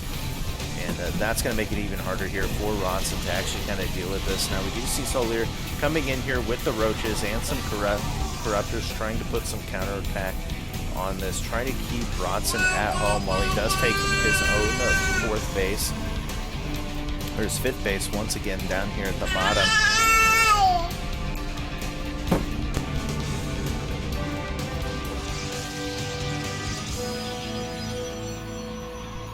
So, I mean, he's trying to get the gas, he's trying to get the minerals to continue on this. Right now, SouLeer just has too much income to be able to deal against Rodzyn, so we'll see exactly how he can do that. Storm is now finished here as well for Rodzyn. A little late, but, I mean, I guess you need to get what you can get, and so we'll see, can he actually do that now? Just ignoring the probes altogether, wants to get the cancel here onto the 4th base. Can he actually do it, though?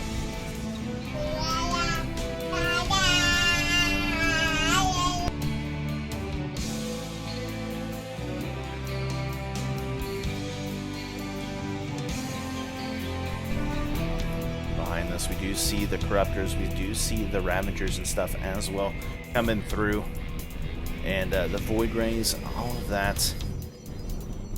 I mean, again, he just has such a strong air army that I almost feel like with what kind of SouLeer has, he could just go across. I mean, we look at the units here. I mean, it's 37 Corruptors, so I guess he could just swarm on top of that. But with the 7 Void Rays, the 4 Carriers, and with Storm, I just feel like he could go across and deal a lot of damage. But it looks like the Corruptors are going to go across now. And once again, just going to try to pick up any kind of air army that they can.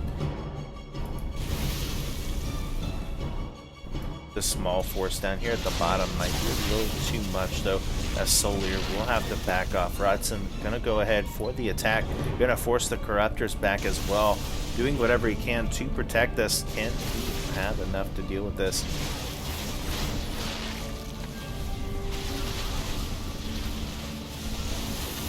I don't know. I don't think so. Storms are gonna go out, actually gonna be able to take a lot of that, but with this around here, GG will be called. And SouLeer going to be able to take the game there and tie things up now 3-3 as we go to Ephemeron for our next map. See who's going to make it to game point. We are going to take just a... Oh no, I think we should be good. Should be okay. Okay, we are going to take just a short break, guys.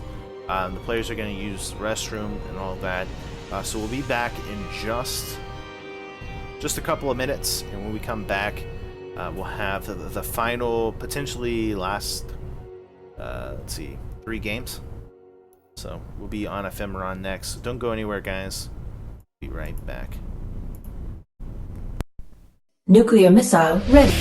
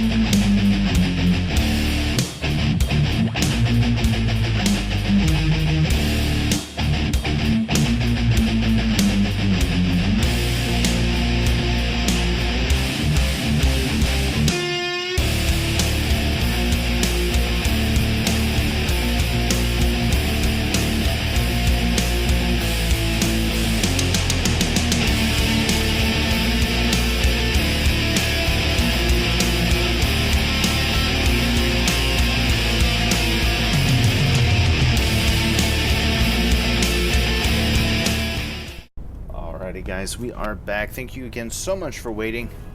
We are going to get into the next game. This is game number 7 here of SouLeer versus Rodzyn. It's tied up 3-3, and it has been a crazy series so far. If you guys have not, you're just joining us, you haven't watched it all, make sure you guys do check it out. It has been awesome. Some really back and forth stuff and some really great games, and all of that good stuff. So let's go ahead and jump into the next one here. It is going to be on Ephemeron. Let's go ahead and get right into it. See who is going to take the lead to get to match points. All right, without further ado, here in the bottom right hand corner of the map, playing as the Zerg Pieces from Wizard Esports. Give it up, it is SouLeer.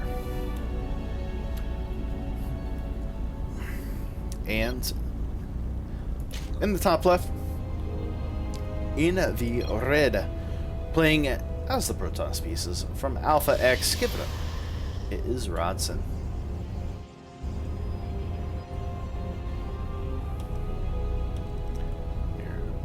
Go. Cool. It's great stuff so far. You know, we've seen a lot of the same kind of builds coming out from both these players. Really back and forth as well. Last game was really nice to see them kind of go in the distance. Fortunately, Rodzyn just was not able to get it done. SouLeer has really been showing that he is really good at these kind of multi-plays, right? He's able to really stretch his opponent thin if he gets the chance. So I feel like Rodzyn, if he wants to continue on in this series, he needs to do something to kind of not necessarily punish his opponent, but maybe he does something cheeky. Maybe it's time. He's been playing standard all series long. Maybe he goes into something crazy, you know. So we will see how he ends up wanting to do this. All that good stuff. So.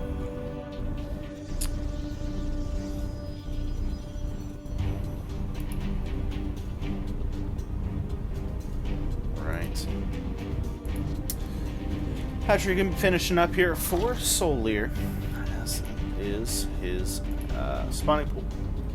So we'll see kind of where he goes from here. Does he, you know, go for that kind of crazy link style? With a map this big, I will imagine that SouLeer will use some kind of spawning, or oh my god, I just totally blanked out. Nidus Worm. Sorry, guys.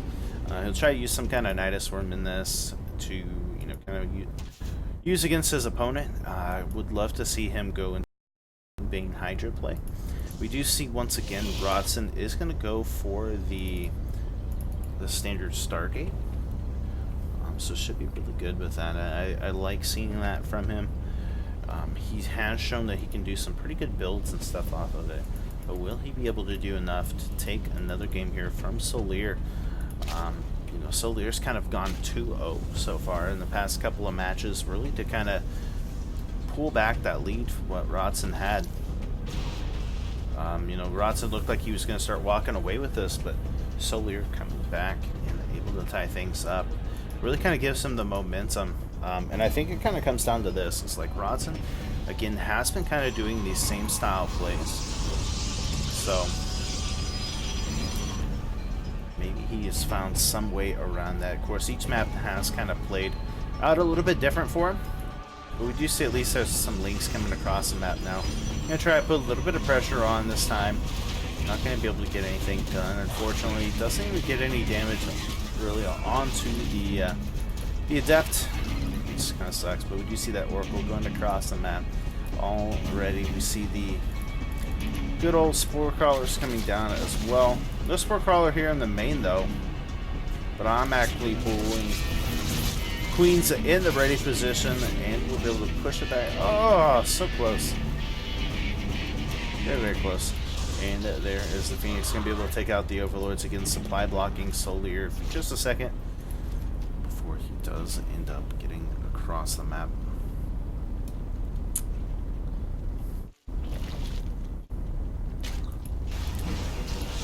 Twilight Council will be coming down now for SouLeer, or excuse me, Rodzyn. It's going to be seen here from SouLeer as well.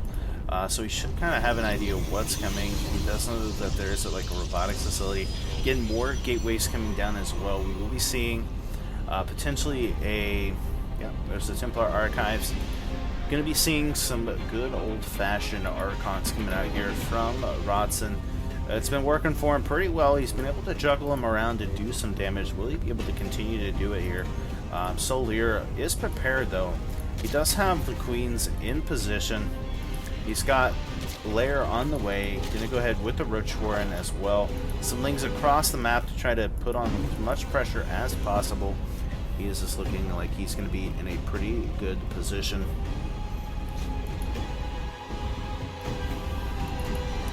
+1 should be on the way pretty soon, as we do have that Forge coming down. And behind us, gonna get the good old observers, wants to see, what's going on, if anything, and try to find the best areas of attack. Oracle not able to get any damage done as the Queen's in position, ready to go. And yeah, I mean, the Archon's going to come in, but I don't think he'll get too much done this time. There are some Queens in position already. He's already got Roaches on the way. He's got a Nidus as well, which I figured would happen. And once he protects against us, I do think that he will go across and attack. He's already got this up here. He's got the Lings up here if needed.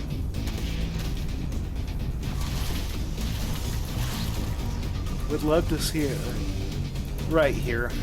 I think it would be pretty good. Gateway's coming down and all of that good stuff. Stargate play still going to be in effect now. He hasn't been going like Mass Oracle like he had before. In fact, he's actually going into High Templar. He's getting into Immortal and preparing for a different game entirely. And there it is. There is the Nidus. Automatically response coming out here from the Protoss. He's got all kinds of pylons and stuff coming down, additional gateways. The Stalkers and Immortals are coming as well, and it does look like he is going to be able to come out here. There's a lot of Roaches and Ravagers coming out here now. He's going to be able to start taking out a lot of this. Finally, the Archons are there, getting on top of everything that he can. Very good micro, though, coming out here from Rodzyn. We'll be able to push this back as more Roaches do come in here. Crossbows will land, actually landing on top of some of this this infantry, and it looks like SouLeer might have punished us. He might have been able to push this out. Another couple of Crossbows will go down, going to land on top of some of these Zealots. The Roaches are pushing through, getting on top of the Immortals. More Zealots will come in. He will have to back up as the Queens do start popping out. Picking up one with the Oracle. Another Oracle going to fall down. The Phoenix getting kind of low on energy here, but it looks like he might have actually pulled this through. He's going to go ahead and warp in some more Zealots to fend this off, but it looks like Rodzyn has held on. Able to push it back, but there has been the damage done. We take a look at the units lost tab here. Definitely a lot of units lost. 39 Roaches have fallen. Actually, it's only lost 16 SCVs and Immortal, 3 Archons, the Stalker, High Templar. Really nice job there for Rodzyn, considering what he was up against. And that definitely puts SouLeer a little behind. He doesn't have the worker count that Rodzyn has, but it's only like by 2, so it's not a big deal. His army is still in pretty good shape, as well as he's gone +1. So he should be okay. +2 is almost done, and behind this, a 4th base has been taken for SouLeer. So even after all this, he is still getting in there. He's still trying to do everything that he can.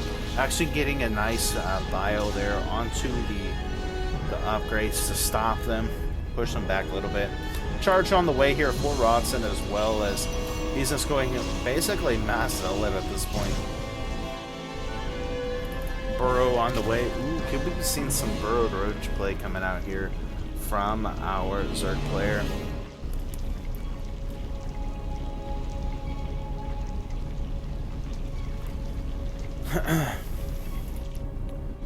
Alright, looks like he is going to go ahead and go across and attack this time. The Roach is trying to push up the ramp, but he's got to be careful as there's sentries, there's High Templar.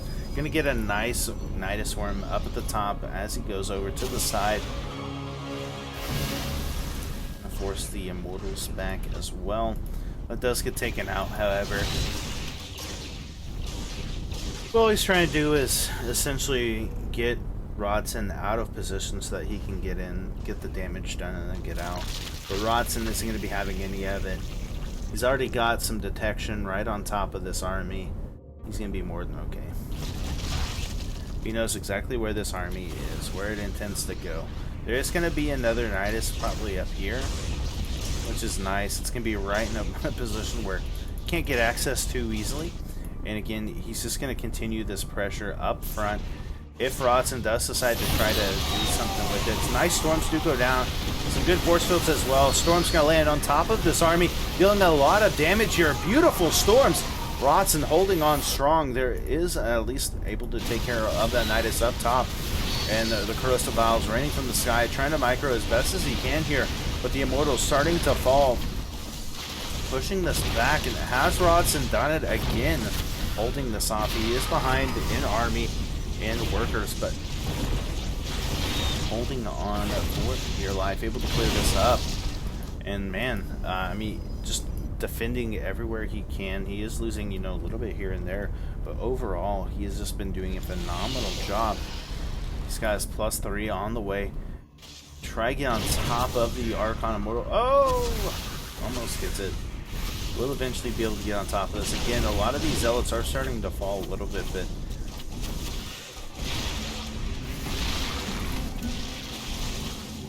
looking pretty good. He does have still those High Templar with the storms available. Losing a little bit of Roach's army here. Excuse me, workers here to these Roaches.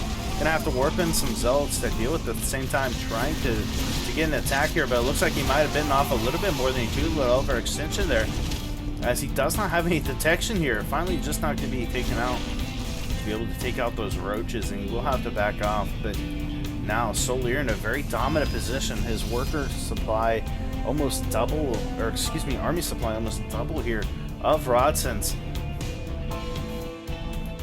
Rodzyn going to be finding himself in a very tough pickle here if he cannot find some way to deal with this. He hasn't been able to take another base. He's starting to run out of minerals essentially here.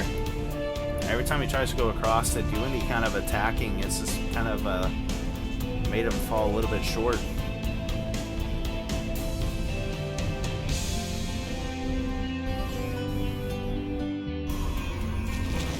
A couple of Roaches are going to try to swarm their way up here, get some damage done, but I mean, Rodzyn having to play so defensive at this point, it's been crazy.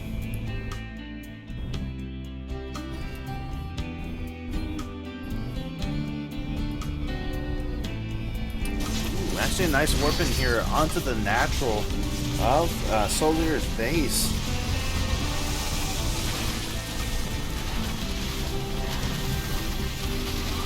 Will eventually be cleaned up there, but only getting 3. It's not what I would have expected. I would have expected him to get a little bit more. He's gonna go ahead and go across now with these Roaches. Sees there is this other base trying to be taken. Nice storms though onto the Roaches. Gonna be able to take care of a lot of that. And now, you know, SouLeer in a little bit of trouble just because the storms have been hitting so well. But he just has so much bank at this point. He can really just kind of take whatever fights. The Bailey's going to roll in. Crocabile is going to land on a lot of this. The Roach is getting a nice surround. A couple of Zealots will warp in, try to push this back, and for the time being will actually do so. But SouLeer behind this is taking more bases, getting more units to go in. And the thing is like he hasn't even been sending in his whole army. He's really been sending just a little bit, and he's been getting all of this damage done. Actually going to get a kill. Oh no, he manages to keep it alive, but at the same time, he does get this big attack going on here. The Link's going to come in here with the Roaches as well. These Immortals going to get surrounded here. This could be a very big danger spot here for Rodzyn. Some beautiful storms will go off once again, but I'm actually going to get out of the rain. These Roaches have brought their umbrellas, and they will be getting out of the rain here, but will they have enough protection as there's just storm after storm here, eliminating every little army that is possible. Rodzyn trying to hurry up and trying to just take out everything, but I don't think he has enough. Gonna have some more Ravagers coming out to ideal with the kind of anti-air aspect to be able to rain into the middle of this army. Just sending some units. A couple of Bailings going to be coming out as well. Very nice. Gonna pull this army out. Obviously Rodzyn knows what's coming, as we do have that other attack going across the map, trying to figure out where he can go be the best use. Beautiful Storm's actually going to take out a lot of those Bailings once again, limiting a lot of the factor here of this army. Beautiful Storm's going to separate it out. And Rodzyn, I mean, holding on, holding his own. He will eventually probably lose the space up here. Actually, he manages to hold on to it. That's actually really good.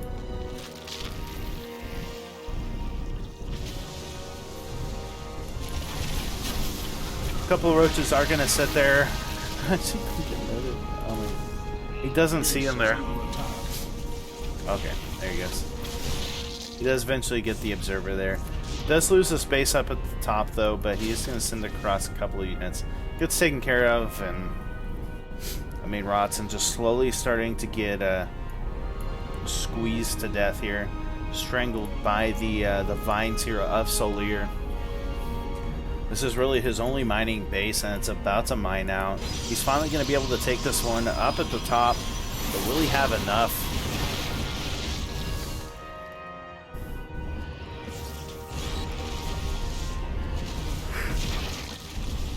I mean, he's really starving for minerals at this point.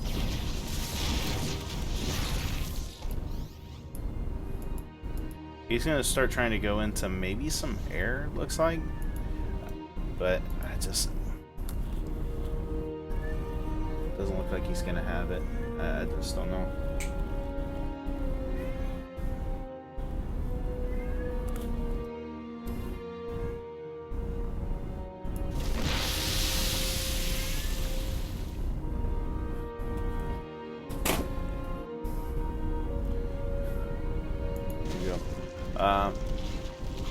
Yeah, I mean, he's sending his whole army here. I don't know if he necessarily needs to do that, but I guess maybe just be careful. Or he's just F2-ing or something, but Rodzyn's just not getting the damage done. Unfortunately, he's trying to kind of multitask here and trying to get all of this, but I think Rodzyn might have come to an end at this point.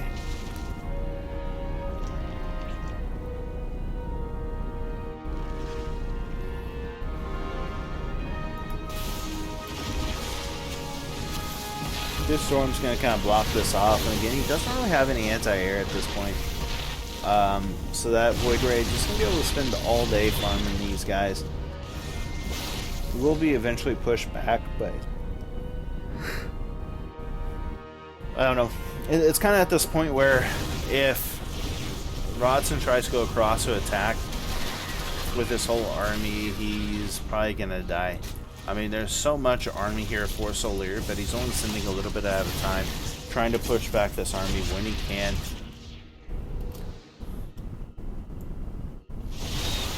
Good storms go off yet again, gonna pop off a lot of those Bailings, and I mean, Rodzyn just trying to play this as carefully as possible. He's finally starting to pick up a little bit on his economy, actually getting a little bit more eco than SouLeer, just because SouLeer hasn't been able to really expand me. He's got this base, he's got this one down here, and now this one, but for the time being he just hasn't been able to do too much with it. He's been putting so much into this army that it's just not as much. So and a lot of these are trying to get those put up. But a lot of the High Templar there are starting to run a little low here on storms, and that might be a little bit tough. I mean, once he runs out of storms, this army is basically toast. But until then, all he can really do is storm, get in it. But he's storming his own units. Just not very good, unfortunately. And it looks like SouLeer is ready to attack. There's a little bit of a counterattack down here at the bottom from Rodzyn, but this army right here just going to be able to start pushing this back. Again, he will have to return home. But, I mean, just trying to get the damage done that he needs to. Finally, Rodzyn ahead in workers at this point. but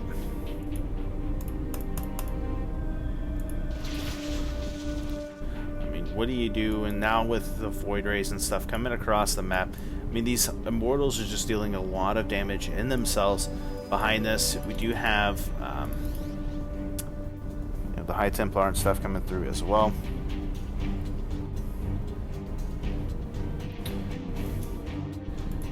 I really feel like if SouLeer just went across and attacked, he might win. But the thing is like Rodzyn has +3. He is finally going to get another base again, so I should be able to kind of help him out here. He needs to get the minerals and stuff to deal with this, but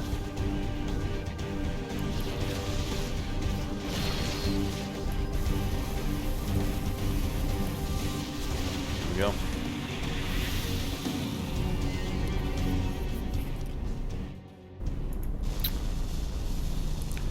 Like that bottom base might go down. The Immortals are going to be kind of a little bit of trouble. The Archon, or excuse me, the Ravagers can be able to Corrosive Bile a lot of this back, trying to put as much distance between them as the Roaches are attacking onto the production, forcing this back. But some nice juggling will happen here from Rodzyn as he is just trying to push this back, trying to survive at the same time, trying to take out this bottom base. And I don't know. There's just not enough here for SouLeer. He will have to back up.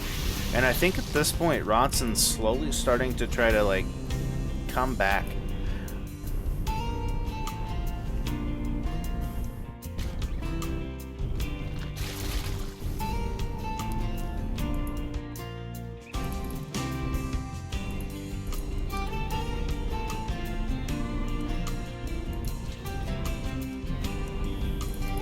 Yeah, Rodzyn on 5 bases at this point to the, I guess, 5 now here of SouLeer. So I mean, he is getting back even, actually a little bit ahead in the mineral and gas wise. Nice wraparound though, coming out here with these links across the map, able to shut down production for just a little bit. Not gonna be enough. A couple of zealots trying to do a little bit of a run by, not gonna get anything done though. Gonna get taken out. Again, the links trying to find damage where they can. Both players just really back and forth at this point. You can definitely tell how evenly matched both of these players are.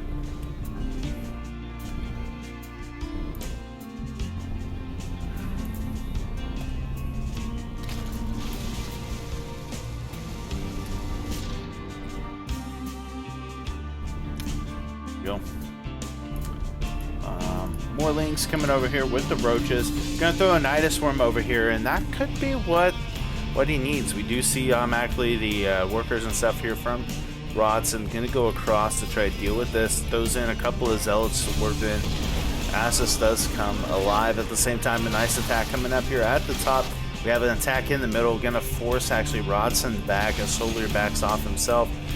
Sees the recall and going back up. But now Rodzyn in a little bit of trouble as SouLeer is starting to try to cramp this together. We have it now.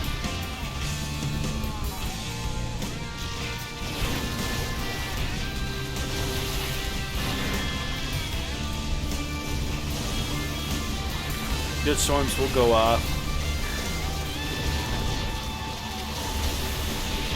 I mean, that's really kind of been what's saving Rodzyn this whole game, is just those storms have just been so killer. SouLeer just keeps losing so much to those, but he's been able to rebuild himself. But at this point, I feel like Rodzyn, if he can continue to do that and not lose too much, he should find himself in a little bit better position, especially since he's still on +3. I feel like he needs to get some like shield upgrades or something to really get a little bit more effectiveness, but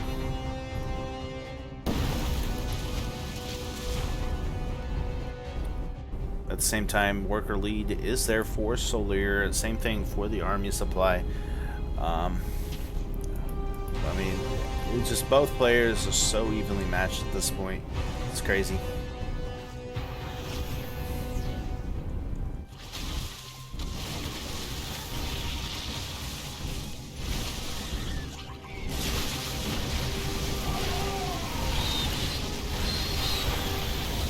Very nice. The charge lots will go out there. The Immortals finally picking this up. GG! And in surprising victory, Rodzyn able to take it to get the lead there to make it into a 4-3 victory. Wow. What a comeback, man. Definitely looked like Rodzyn was very, very close to losing that a lot of times. But he held on strong. He kept playing. Was able to get that. So GG's. Really well played. There we go. Is that a little bit better, guys? So yeah, that is the final game of the regular maps. We have officially played them all once. So now we will see which one they want to play next. Gonna be Acropolis.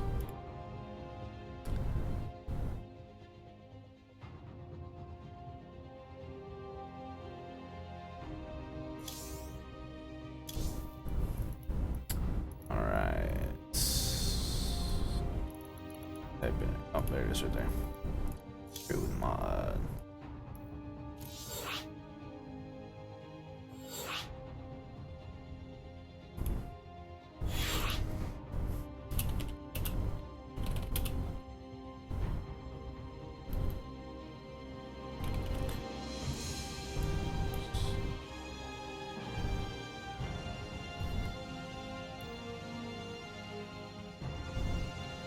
Alright, so now we're back again. We're going to be on Acropolis. We've seen, some pretty good games on this one. I believe we saw...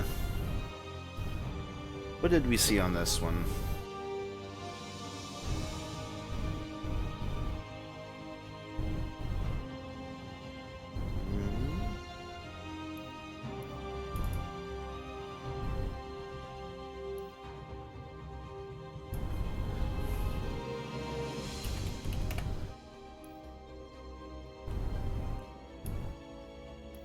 There we go. Okay. There we go.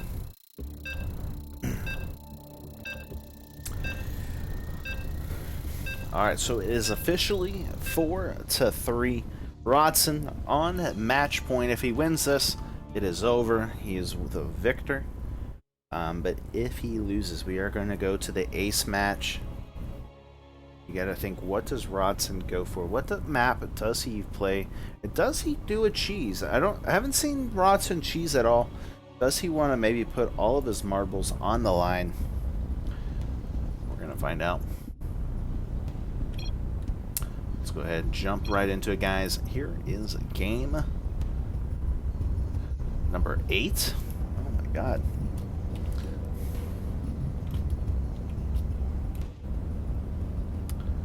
Alright, without further ado, in the top left, in the blue, from Alpha X, give it up, it is Rodzyn.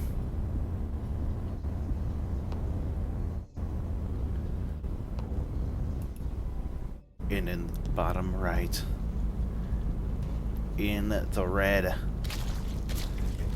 from Wizard Esports, give it up, it is SouLeer.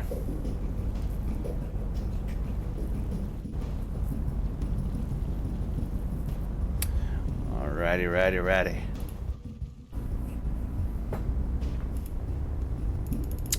Gateway, gonna be the play here from Rodzyn. Been pretty standard. He's opened up the same way, and I think SouLeer's just tried to exploit that a couple of times in this. Getting aggressive and stuff like that. But Rodzyn has just been very well rounded and being able to defend the cheeses, be able to defend these multiple areas, even though there's been a couple of times he's kind of been pulled apart and stuff like that. So it'll be interesting to see how he ends up playing this out. Now, Cybernetic score is going to come down as well, and we are going to see does he go for a Stargate? Does he want to go into some kind of I guess Twilight Council play? I think on this one he went He went into the Stargate play, which I think, you know, Stargate in general is good on that map. Just because of this, like, kind of thing right here. We do see a lot of Nidus play on this map, just because it's so easy to go from right here to right here and back. The cafe is open, guys, if you guys were wondering. But no, I just think that, you know, could see some potential there. Now, third base is going to be coming out here from SouLeer. Pretty average time. So he's not going to go for some kind of 2-base all-in at this point. He is going to be A-okay. Speed on the way, and we should be seeing... there it is. Numanized Carapace. So again, both players doing very similar openings, getting a little bit of different results. But we've been seeing some really great games. The past couple of games really going to the distance, and you can really tell that both of these players are starting to figure each other out, starting to see exactly how it is that they should be playing and things like that. So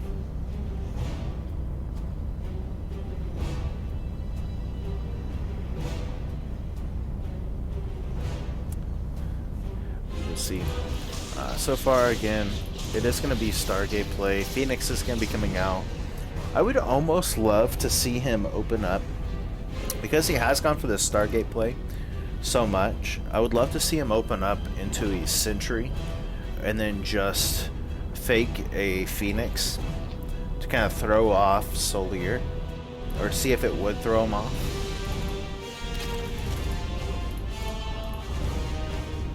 But I do like the Stargate. I think, especially against a player like SouLeer who plays very standard, who doesn't get very aggressive often, being able to get in there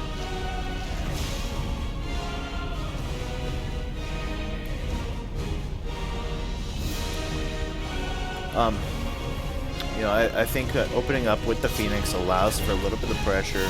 Again, gives that air superiority, and against someone like a Zerg, where they're trying to get in with their overlords, just really allows them to deny scouting potential. So, third Oracle actually on the way here, and behind this, just more Zealots. Gonna get the observers and stuff like that, and we will see, you know, what does he continue on in this? Does he want to go into like the Immortal Sentry kind of style he's been doing, or what? Does have that +1. We do have a Roach Warren on the way. Actually just finished up here for our Zerg player.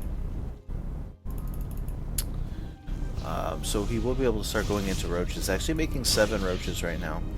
And the good thing is this, because Rodzyn is investing a lot into this kind of air army, he doesn't have a whole lot on the ground right now. So if there was some kind of like crazy attack with these roaches, he might be able to get some damage to this. I mean, ground army wise, what does he have really? He's got a Sentry, he's got a couple of Zealots, he's got an Adept, and yeah, I mean, that's really all he's got. So yeah, I think if he could get across, get some damage done. Obviously, like, he's got this Overseer up here, and we should be seeing a Nidus Worm here, which is right there. Just finished up. All these Queens going to go in there, the Roaches as well. This is just going to be seen here barely from Rodzyn, actually getting it right on cue. And this is going to be very scary.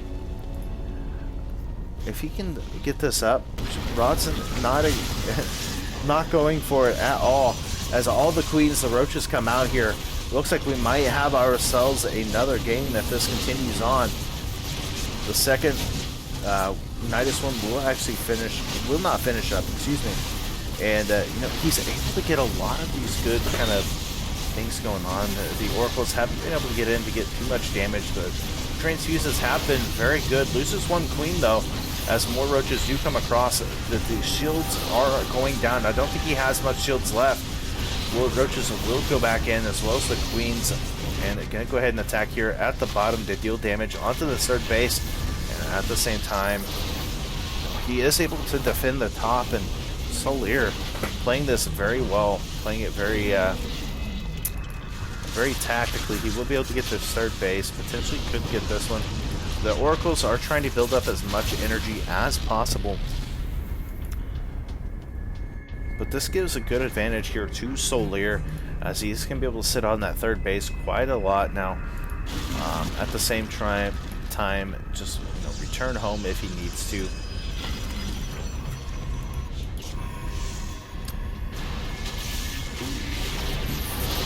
Very good. A couple more shields will go off. The force field's not going to be able to cover everything, as I just think there's going to be too much here for Rodzyn. The army supply, though, is still, fairly similar at this point. +1 is done for Rodzyn as well, so that is giving him a little bit of hope here with those zealots, with the everything else that needs that. And kind of throw down another one. This I don't understand. Maybe a Zerg player can help me understand this. Why does he keep putting like 2 Niduses right next to each other? Is it just for extra support, or is there like a legit reason why? I just don't see the benefit of that. Oh man, able to cancel that once again. And Rodzyn in trouble. He's actually supply blocked quite bad at this point. And yeah, I mean, he's putting up more, trying to go into Twilight Council as well. But I mean, SouLeer just has his number at this game. Able to hold him on the defense. I would love to see him try to come up here, but unfortunately, with the Phoenix there as well, just not able to get it done like he needs to. He has to kind of go in from the front. Finally, Rodzyn does get on supply block, but with these, with the Queens and with the Ravagers, he might be in a little bit of trouble.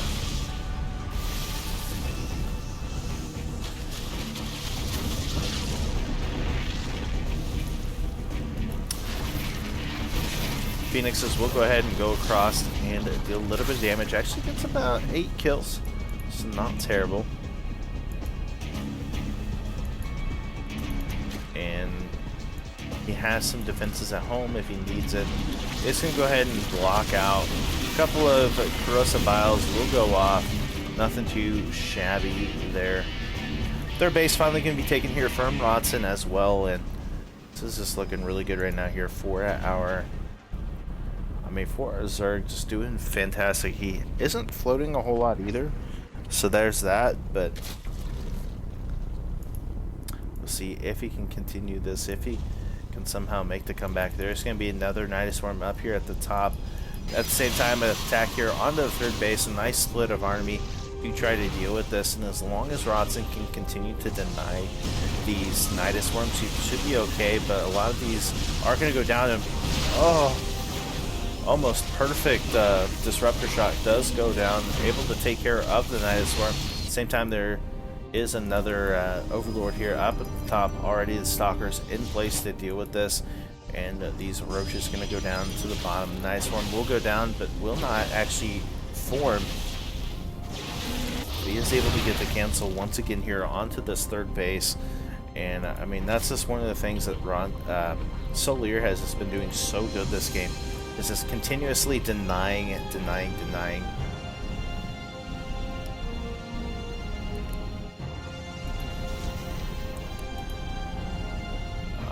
Oracles will go ahead and go back home. Fourth base going to be taken here, as eventually this is going to get cleaned up here. And Rodzyn has a pretty good army. He's actually in the lead now in army supply. He's got Blink on the way. He's got those disruptors once again, and last time we saw this army, he was able to overcome. We do have a Spire Tech coming as well, so we could be seeing something with that pretty soon, whether it be like mutas or something like that, but or even if he does eventually want to go into like Brood War Corruptor, if that does take place, but at least he'll have that prepared, or if he needs it. Blink is done now. And we'll be able to start chasing this. The Nidus Swarm down here at the bottom.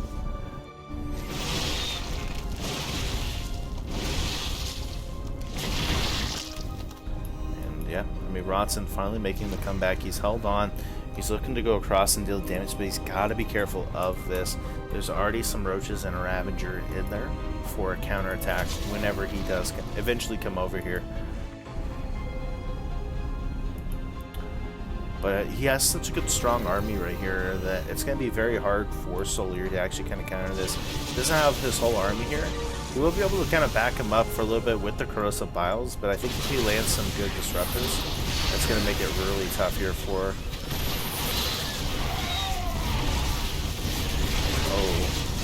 Almost a bad hit there. Mortals will eventually kind of fall here, as he's just taking too many shots of the corrosive bile. Will eventually back up, but he's trying to get some good connections here. Does get like one Ravager with the corrosive bile, or excuse me, with the disruptors, but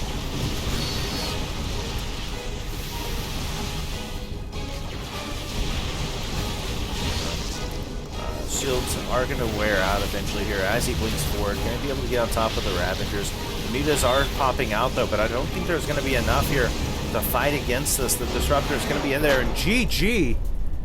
As Rodzyn going to take the victory. For a long fight, it is going to be 5-3 there. GG's. Congratulations there to Rodzyn. Just an amazing performance altogether from him and also from SouLeer. Both players just doing very well all together. Just fantastic. Well done there. Okay. It's like, wait a second. So, good job there. Once again, guys, thank you so much for watching. I hope you guys are having fun. And before we go, one last shout out to GameStop, our other sponsor. You know, if it wasn't for GameStop, we wouldn't have gotten to see some of these really great games. Just like, you know, just like in traditional sports, your performance in esports is, you know, greatly affected kind of by like the quality of the equipment you use to compete. Obviously, these players, they've been playing for a while. They have all of that, and it's been a great stop. GameStop has been a top destination for all esports needs. You know, anytime I need something, say, you know, I actually got my keyboard from them, and we go there constantly, but they just have everything you need. You can order online, you can go there in person and do a lot, and they've really been a big help, especially for Alpha X Pro Series. They've been a big supporter in that and just providing a way for that. So make sure, if you guys have a need or anything like that, that you visit your local GameStop store, or if you need to, go to gamestop.com/highperformance to find all the top headsets, controllers, mice, and keyboards to enhance your competitive advantage. And maybe someday you too can be here on the Alpha Pro Series and playing for some cash, playing for some money, and you know, being the top dog. So make sure you guys give them a check out. Thank you guys once again.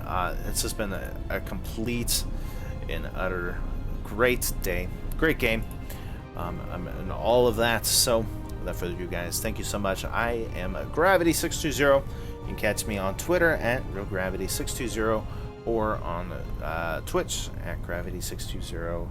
It's always fun. It's always cool to get to cast these and all of that. So thank you guys so much. I love you guys. I appreciate you guys, and you have a good one. See you next time. Have a good day, good night, whatever it is where you are at. Bye bye. Nuclear missile ready.